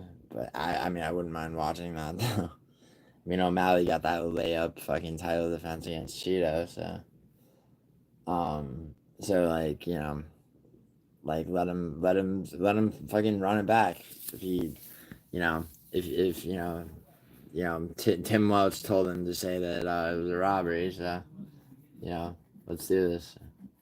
He's not gonna. O'Malley doesn't beat Merab ever. Like ever. You do that fight 100 times. But yeah, I do think that obviously Umar beats Song. I think also that at bantamweight, like Figueiredo's gonna fight for the belt eventually. It's like what's gonna happen is whether it's Merab or Umar, you're gonna have a dominant champion at bantamweight. It's gonna be one of them, right? And you're gonna see a lot of the people in the top 5 and just outside of it who are coming up fight them, right? So, so whether it's Merab or Umar, you're gonna see Figueiredo have his shot. You're gonna see, you're gonna probably see Piotr Jan get one last title shot. I mean, Tyler Phillips was a prospect until tonight. But dude, Montel Jackson's the one. Like, I had him to beat Damon Blackshear. But I did not expect him to sleep him in 15 seconds. Let's see. By the way, so that's a no. I do not think Petrosian's a good underdog pick against Shara. How you think Umar Rasanga is? I already answered that. Shara is not that good, but Petrosian is more worse. I mean, yeah, that's exactly my point, man. Like, you know, like, it's like, okay, like, it's like we got this guy we're trying to build, but, like, he's got a long way to go before he's anywhere near ready for a top 15 opponent. Like, who do we have outside the rankings that's, has a style that almost perfectly, like a puzzle piece, caters to what Shara can fucking, deal with and try to deal with impressively. Jan versus Figgy. Jan, maybe. That fight's already made, isn't it? Figueiredo versus Pereira Jan. Honestly, I take Figueiredo. I've taken Figueiredo in every fight, all three fights he's had in 135 since he moved up, and I have yet to be wrong. You know, I thought I thought he could have finished Rob Font, but submitting Cody Garbrandt. That was obviously gonna happen. I can't believe MMA picked Garbrandt. But and also it's like, Marlon Vera had never been even knocked down, right? Fucking Figueroa put him right on the ground. O'Malley couldn't do that. Like, that was a great fight. Like Figueiredo at 135, and also Figueiredo. Yeah, you're right about fighters moving. Like Aljo moving up to 145. Unfortunately, Aljo's second fight at 145 is against Evloev, and that's not going to go well for Aljo. But he dominated Calvin Kattar, and he does belong in that division. That's why my whole argument for is that very point, which is why Aldo's staying at 135 when he was the dominant champion at 145. Most title defenses in the history of that division. It's like, why doesn't he go back up to 145? It's arguably the most open division right now. Like, does Aldo really see himself getting a title shot after losing to Batista? He couldn't finish Jonathan Martinez. He hasn't had a single finish at 135. And he's 39. He'll be 40 years old. And I know you said, yeah, dude, I get it that you said the top guys. It's just, it's baffling that, like, somebody makes a division switch, and goes lower as they're getting older. It's like, it's confusing with Aldo. But yeah, no, I do agree. What is next for Rob Font? What was he ranked going into this fight? Like 10th? I think he probably. See, I'd like to see Montel Jackson versus Rob Font would be a good fight, because Font can box for sure. He can box and he can wrestle, so that's a challenge for Montel Jackson, who's ranked 15th. Yeah, Rob Font's not gonna get somebody ranked higher at this point, but his only way to move back up the rankings would be gatekeeping, which does, early in the year, Neil Magny shocked the world. More or less, by beating Mike Mallet. He got bumped up, but then Michael Morales fucking did away with him, and then Carlos Praza. That fight night coming up, Carlos Praza versus Neil Magny. Praza's just gonna destroy him. Like, he's gonna destroy him. And which gets Praza ranked as he should be, but it's like, just Neil Magny. He's been the fucking door into the rankings for how many people? Ian Gary, Michael Morales, and about to be Carlos Praza. You're asking about Rob Font. Kyle Barala versus Anthony. That's a good question. So, Kyle Barallo, don't forget, the Paul Craig knockout was his first win by knockout in the UFC. Okay, before that, he had unanimous decisions and submissions. Kyle Barallo's jiu-jitsu is not in question. The Cannonier fight, was, I believe, Kyle Barallo, you know, like, he went into that fight testing himself as a fucking stand and bang type striker.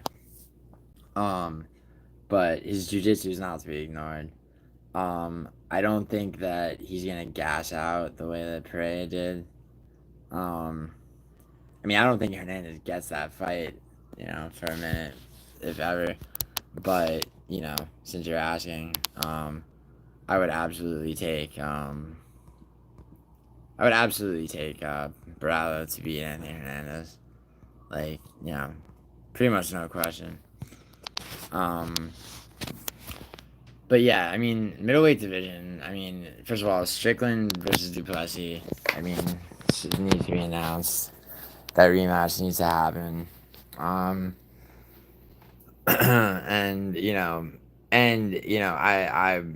will, as I did the first time, take Strickland, who I think did win the fight. Let's say I'm right and Strickland wins, then his first defense is gonna be the fucking tie-breaking third immediate rematch for Duplessis. Let's say he wins that. Then it's probably gonna be. Strickland's already beat Imavov, but Imavov's up there. It might be see like if Hamzat wasn't about to beat Whitaker, it'd be Strickland Whitaker. But it might be Strickland Hamzat. Or who knows what other fights might happen between now and then? It could wind up being Strickland Barajo, or all these, like, the middleweight division is pretty exciting. DDP wins against Strickland. You mean like the first time when he was fucking handed a stolen belt, basically? Nah, even if you think that Duplessis won, which it's like on the books he did. There's nothing you can do about that. Who else has even come that close to beating Dricus Duplessis? Anywhere near that close in the UFC? Fucking absolutely nobody.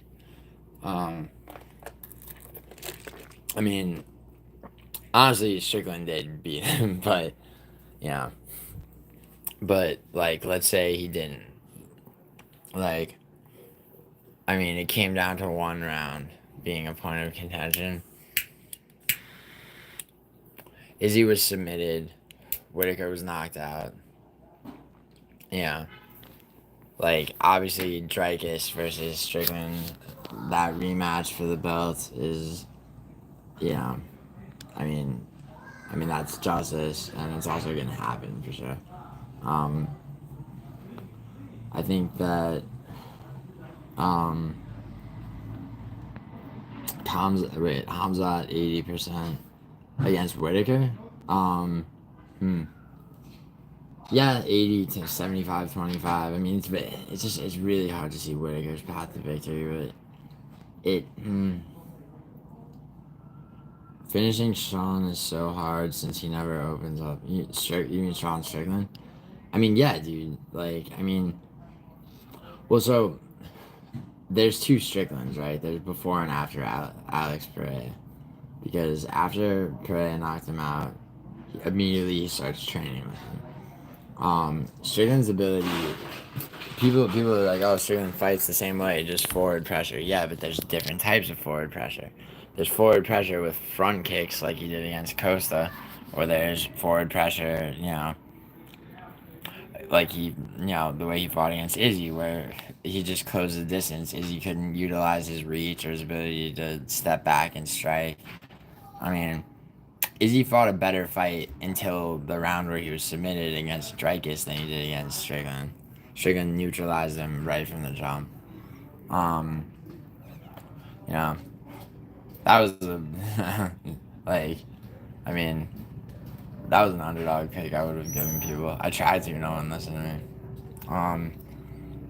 But yeah, I mean, I think Hamzat mauls Strickland. I mean, bro, watch Gilbert Burns versus Hamzat, dude.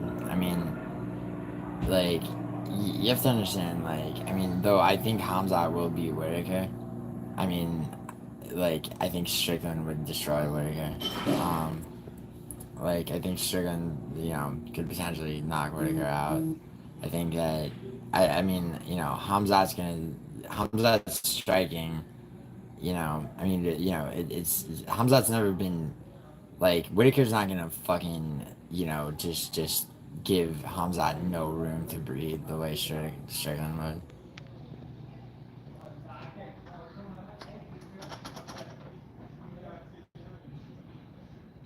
Imagine Sean wins and Hamzat wins. Who will be champion? Well, Sean would be champion because he'd be fighting Dragus. And then you're saying that you're asking if Hamzat gets a title shot against Strickland. I do think Strickland beats Hamzat. But I mean, that's, I'm saying that prematurely before we see Hamzat versus Whitaker. I do think Hamzat beats Whitaker, but loses to Strickland for sure. I think Strickland still to this day is very underrated. I mean, I just like, I mean, he regularly spars with Alex Pereira, and they really don't hold back much. And I mean,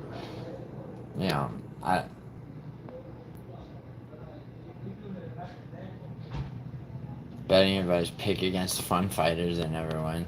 I mean,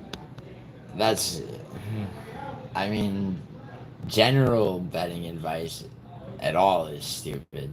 That's what no one wants to hear. You think Strickland is an elite wrestler's dream? Oh yeah? Okay, go back and watch Strickland knock out Brendan Allen. Like, where Strickland wrestled Allen to the ground and knocked him out by ground and pound. I mean, or just rewatch Strickland Duplessis, where he worked his way back to his feet after takedowns. Ever since Sandhagen Umar, you haven't bet on a fan favorite? Oh, was Sandhagen a fan favorite? I mean, dude, if you bet on Sandhagen to beat Umar, dude, I don't know what to tell you except for maybe watch my prediction videos.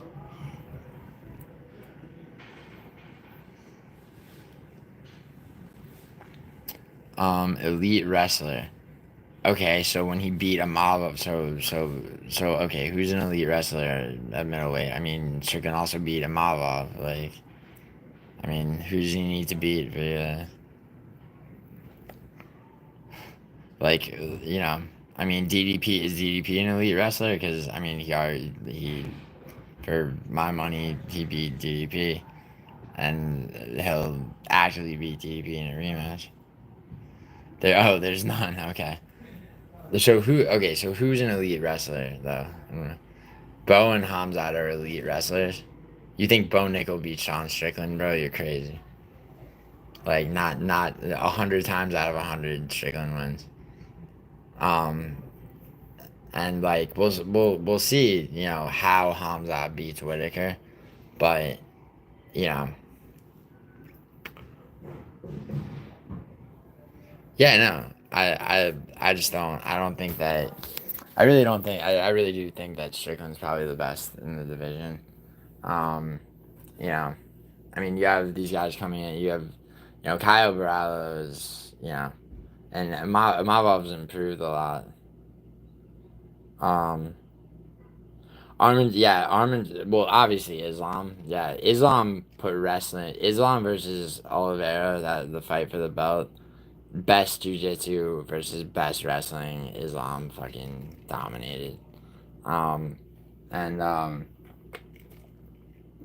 then Armin versus Oliveira was a very similar thing. Although it did go to split decision, which, I mean, all that means is that, Islam is, a cut above Armin, and like, they have fought already, and that kind of seems to be the case. They both improved vastly since then. But I mean, Armin.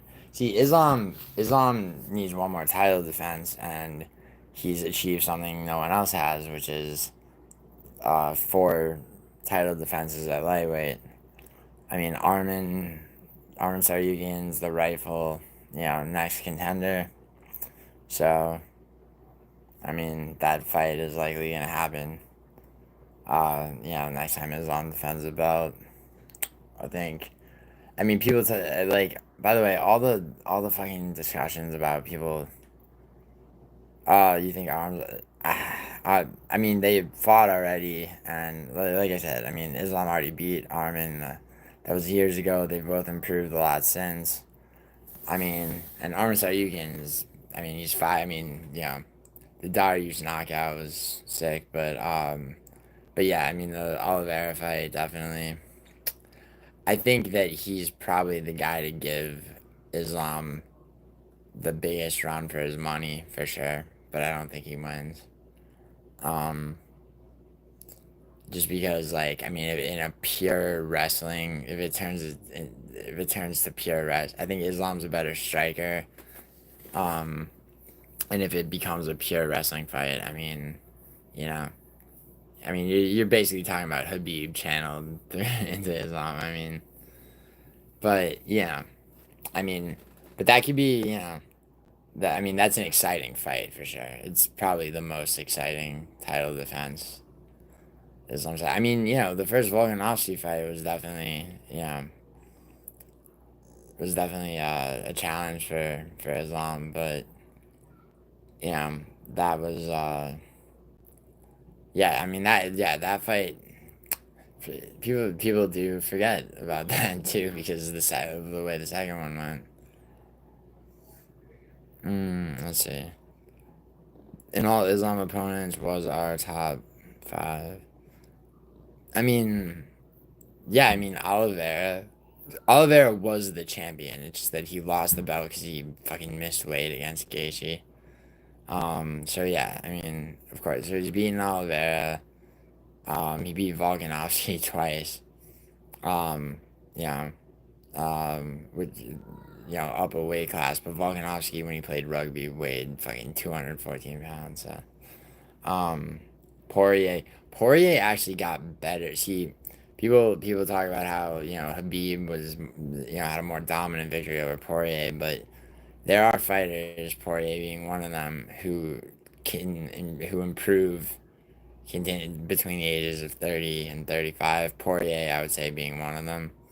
I mean, the Benoit Saint Denis fight, and he looked very good against Islam. I mean, but I mean, who was there, other like at lightweight? That's really, I mean, like Kano might get there. Who else? Fuck. A lightweight, like. I mean, there's a lot of hype on Dan Hooker now that after he beat Gamrot was never really that good, to be honest. But, thanks for subscribing, bro. Training with Gamrot for Islam. I mean, yeah, Gamrot's a guy who you would train wrestling with, for sure. As a fighter, I mean, Gamrot, the only reason that he quote-unquote beat Fiziev is because Fiziev shattered his foot throwing a kick, that hit his elbow. I think, Rafael Fiziev, there you go. That's a good fight for, like,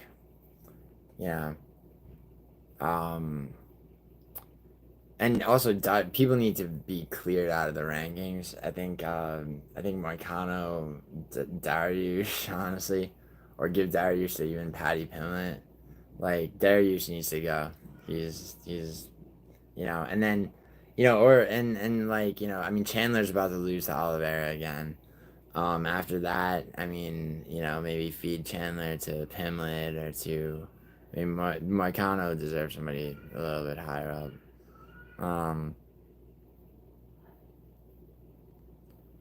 Fiziev versus Benoit Saint Denis.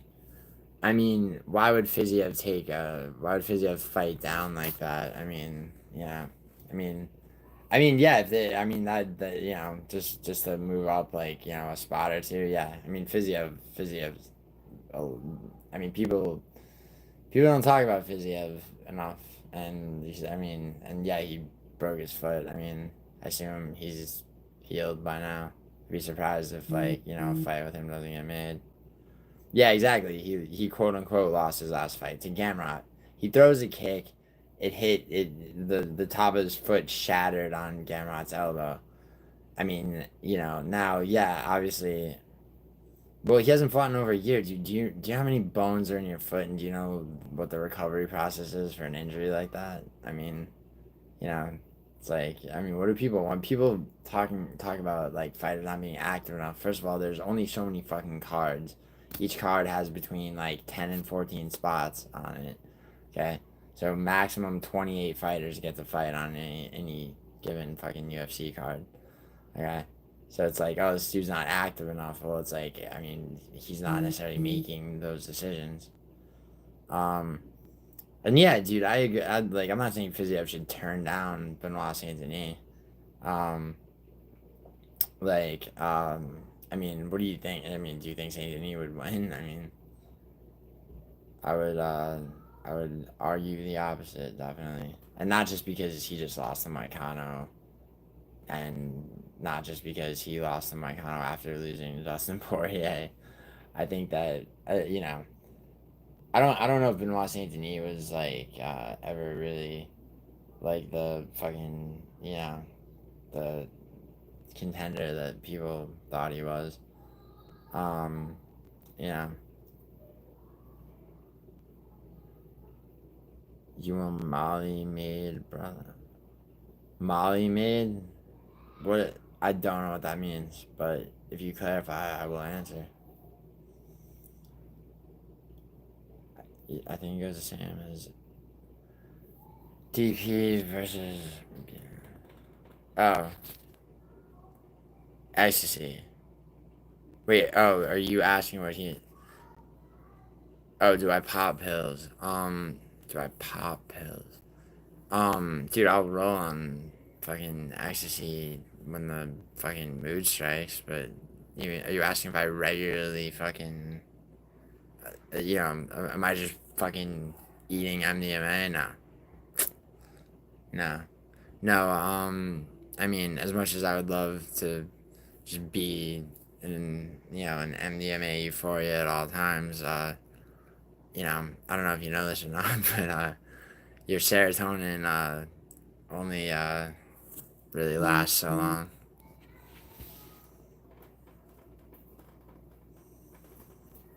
Yeah, yeah, I got you. I got you. I got what you meant. Um, yeah, dude. I mean, I prefer press pill ecstasy to Molly, but you know, I test all my shit when I do it and everything. Um, yeah, I mean, of course, top shelf Molly is fire.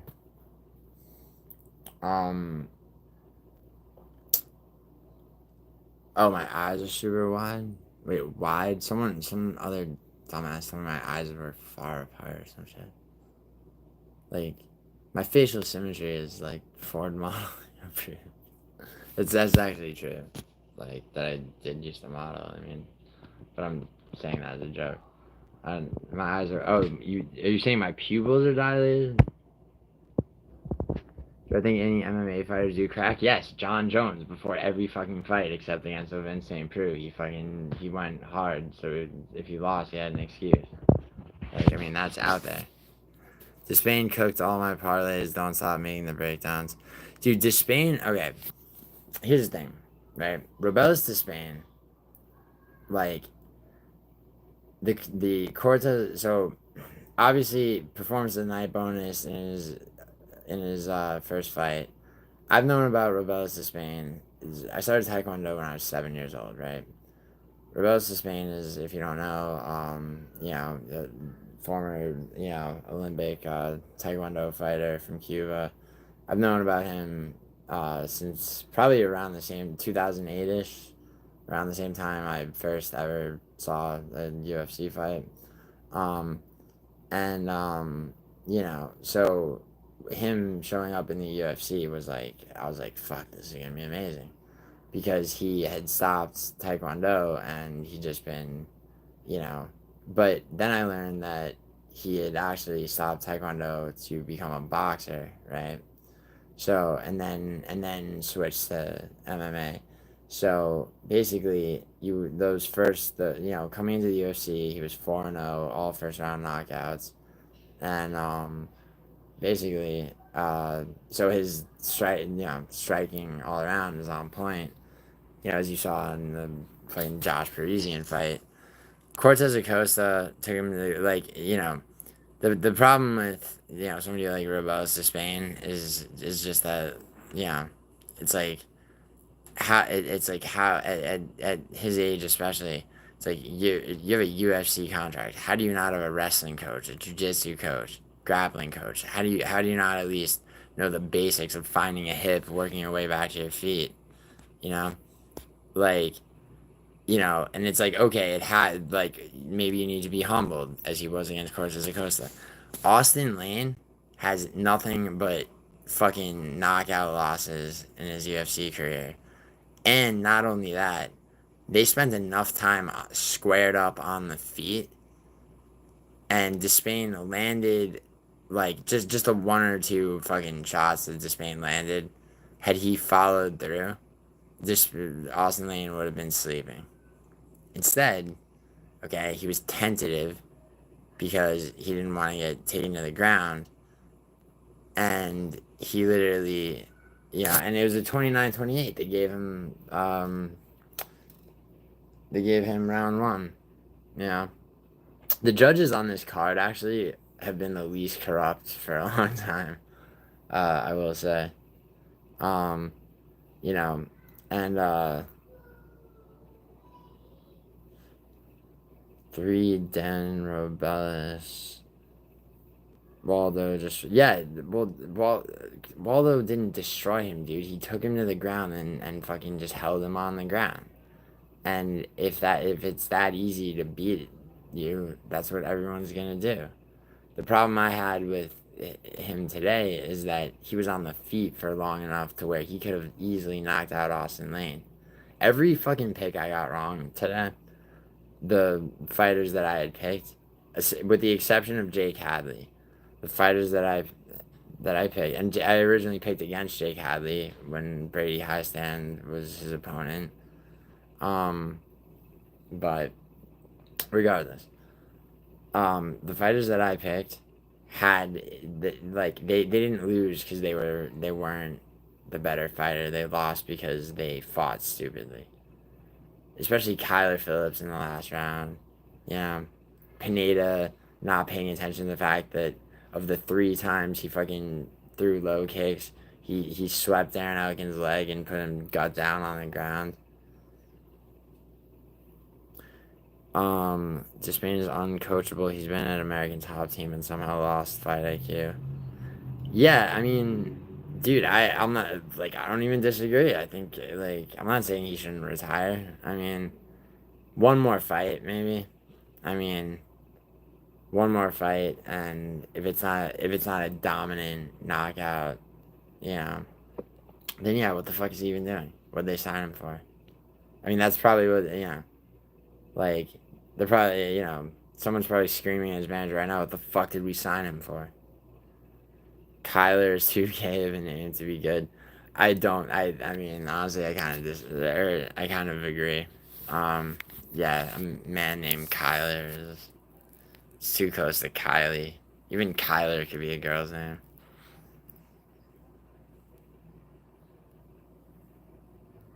Kyler Phillips, though, I mean, there's no excuse for how he fought that 3rd round. No excuse. I mean, he could have won. See, that's the thing, is he could have, Oh, I said if Robellis loses, I'm done uploading. Yeah, Flicks on 6. Oh, yeah, you don't like me, right? Flicks on 6. You're always, coming at me for some bullshit or another. Um, is that what you want? Do you want me to stop uploading? Because, I mean, people say a lot of shit, but, I mean, MMA Guru said O'Malley really beat Marab, but, let me, no, seriously, like, what, like, no, I do remember what you're talking about. I mean, I mean, it's one of those things you say when it's just like, it's like, how the fuck does he not beat Austin Lane? I mean, show me somebody who, anyone who picked Austin Lane to win, like, I mean, please, like, I mean, please show me a screenshot or, like, proof that you actually did that, like, before today, like, and, that I would give that person, like, I'll match them on their wins. How'd you get subs so quick? Any advice? How did I get them? I made the videos I made.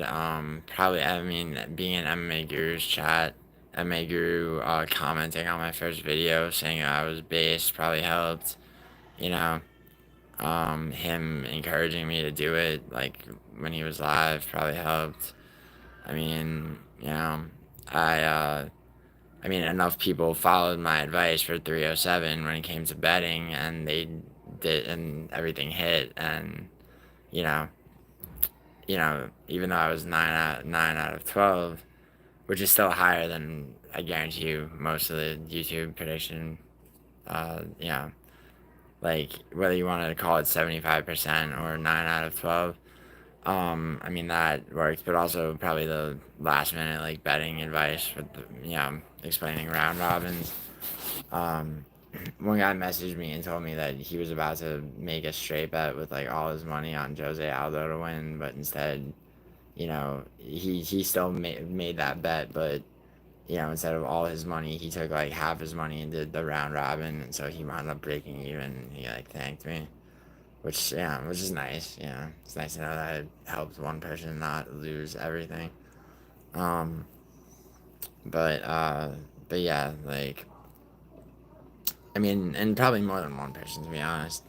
I mean, like, if you followed my advice on this card, like, let's say you followed my predictions as well as my betting advice, you may not have broken even, but you didn't lose everything because of the second round robin.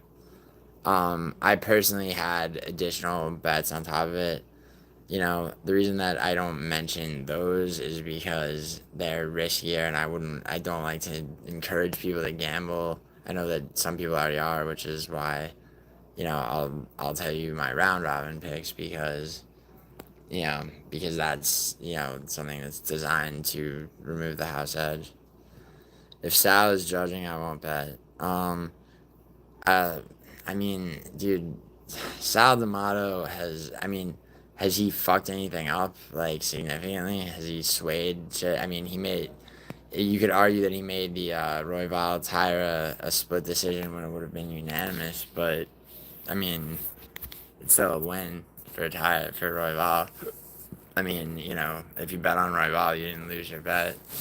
Also, I wouldn't know if, I mean, correct me if I'm wrong, but I don't think there's a way to determine who the judges are before a UFC event.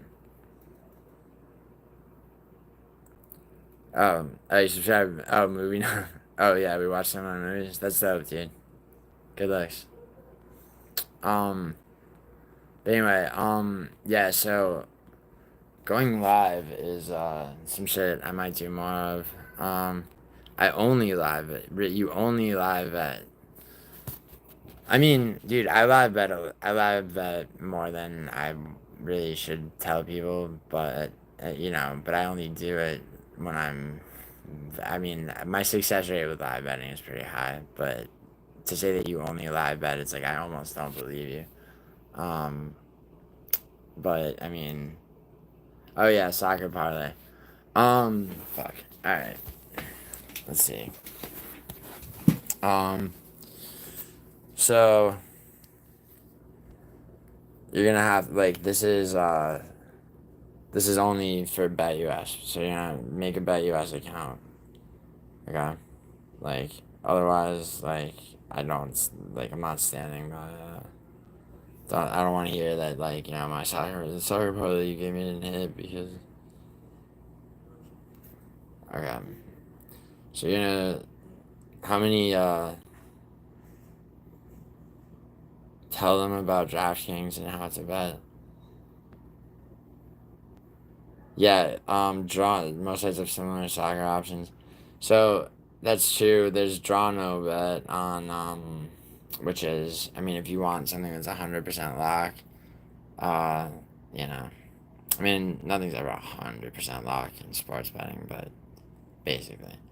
Um let's see. So you want a soccer parlay? Okay. Go to BetUS, select, go to Sportsbook, go to Soccer, go to Serie A, select Draw No Bet, as well as just regular games. So you're going to, do all Draw No Bet, take Napoli to beat Empoli, take Atalanta to beat Venezia. That doesn't have to be on Draw No Bet, just regular. Draw no bet, Fiorentina to beat Lecce. Torino Cagliari is a tough call. So, I mean, I have Torino winning. I'm drawing no bet, but don't, yeah. Inter to beat Roma. And then, forget about, so what is that? Is that 4? Let's say, now obviously you can make a parlay that includes games from different leagues. So then you're gonna go to no, not Bundesliga. Oh damn, I did well with Bundesliga today. Yeah. Wow. Leverkusen only won 2 to 1. Wow. Win is a win. Yeah. So after that. Oh, Liverpool. After that, yeah, I was just gonna say. After that, you go to Premier League. Same thing on BetUS. So you have those 4 legs from Serie A, right? Then take Man City to beat Wolverhampton. Just regular, add that as a leg. Then draw no bet, take Liverpool against Chelsea. Once again, draw no bet. Liverpool, I mean, they'll probably beat them, but it could potentially be a draw. There's enough of a chance of it being a draw that I'm more comfortable with draw no bet. Yeah, yes, of course I bet. I always bet Serie A. The Lazio is my favorite team. I couldn't, like, you can't bet based on emotion. And so, yeah, I had to take Juventus against Lazio. They barely won. I mean, and Lazio had a red card like 24 minutes in. But yeah, that's what I keep saying about draw no bet is this match day for say the 2 games that were draws I had on draw no bet. So all that means is that instead of losing your parlay, it just subtracts from your total payout what those games that wound up being draws would have contributed. I believe the 2 were was it Como versus. It was like I think it was Parma versus Como, and then there was Bologna versus Genova, 2-2 and 1-1. And then AC Milan won. I mean, obviously Juventus beat Lazio. Always sad to see Lazio lose, but that was pretty obvious. Yeah. But yeah, I mean, so yeah, there you go, man. Like, do the parlay the way I said it, BetUS, draw no bet, like, and I don't see you losing. I mean, if you really want like a lock, like sure thing soccer parlay where it's like I'll fucking give you whatever the payout would have been if it doesn't hit. I mean, I could do that too, but like, I mean, I'm not like I'm assuming you people like most of you already are gambling and to whatever degree. So, you know, I mean, all I can really do is maybe steer you in the right directions, right? No, I don't round robin soccer. It's round robining is see combat sports are very different, right? There's no reason to round robin soccer because, um, you know, it's you're like I'm gonna make more. It's like so. Imagine like if you just made a bunch of parlays for UFC cards. Even leaving off fights that you're not so sure of on some and et cetera, et cetera. But but you have certain locks, right? If even one of your locks loses, you lose all your fucking parlays, and that's way more likely to happen when you got one guy against another guy versus 11 and on one side versus 11 on the other. If you ever have a chance, go to Signal Park, Dortmund Stadium. It's crazy. Yeah, dude. I mean, yeah, I've been to a lot of soccer games in Europe actually. I'm Italian. I'm an Italian citizen, but yeah, Dortmund's a great team too. But yeah, you're German, I imagine. But anyway, yeah, I should fucking live stream more actually. Right now though, I got some shit to do. I got like 3 people that keep calling me. Um, yeah, I'm fucking angry about to Spain more than anything. Also, Kyler Phillips. I mean, Pineda could have fucking won if he had kicked more. It's annoying. But anyway, 308's next weekend, and that's gonna be a sweep. So, or how many fights are on 308? Really quick. Like, is it 12 or 13? Yeah, I'll look it up. Just really quick, someone tell me. 12, 13, how many fights total on UFC 308? Because I'll say that, I mean, I'm gonna go, like, the last card I swept completely was 302. Pay pig, pay pig. Pay pig, pay pig. Oh, what's that fish head song? Fish heads, fish heads. Kappa. Dude, you know that there actually is, I'm sure some of you fucking internet people know this. There is actually a fetish that certain like guys have. Usually it's like Wall Street, like businessmen types. That's where the term pay pig comes from. Is like they have like these dominatrixes that like demand that they like fucking leave work and like go to wherever to meet them, but they have to stop at different banks on the way and withdraw money or some shit. 13, thank you. Hey, what's up, Kava? Okay, so of the 13 fights on 308, I'm gonna say that I'm obviously I'm gonna try to sweep the card. Like, of course you always do that. The last card I swept was 302.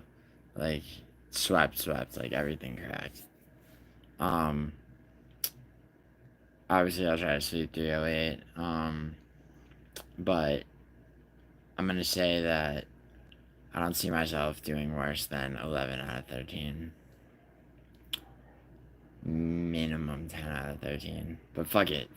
I'll sweep the card. Let's fucking... Let's not be, I was gonna say, let's not be conservative. I have Max, bro. I have Max Holloway. Who do you have? And then I gotta go. But I want. You think so? And alright, so if you really think Ilya's gonna beat Holloway, how does he do it? Is it gonna be a decision or a finish?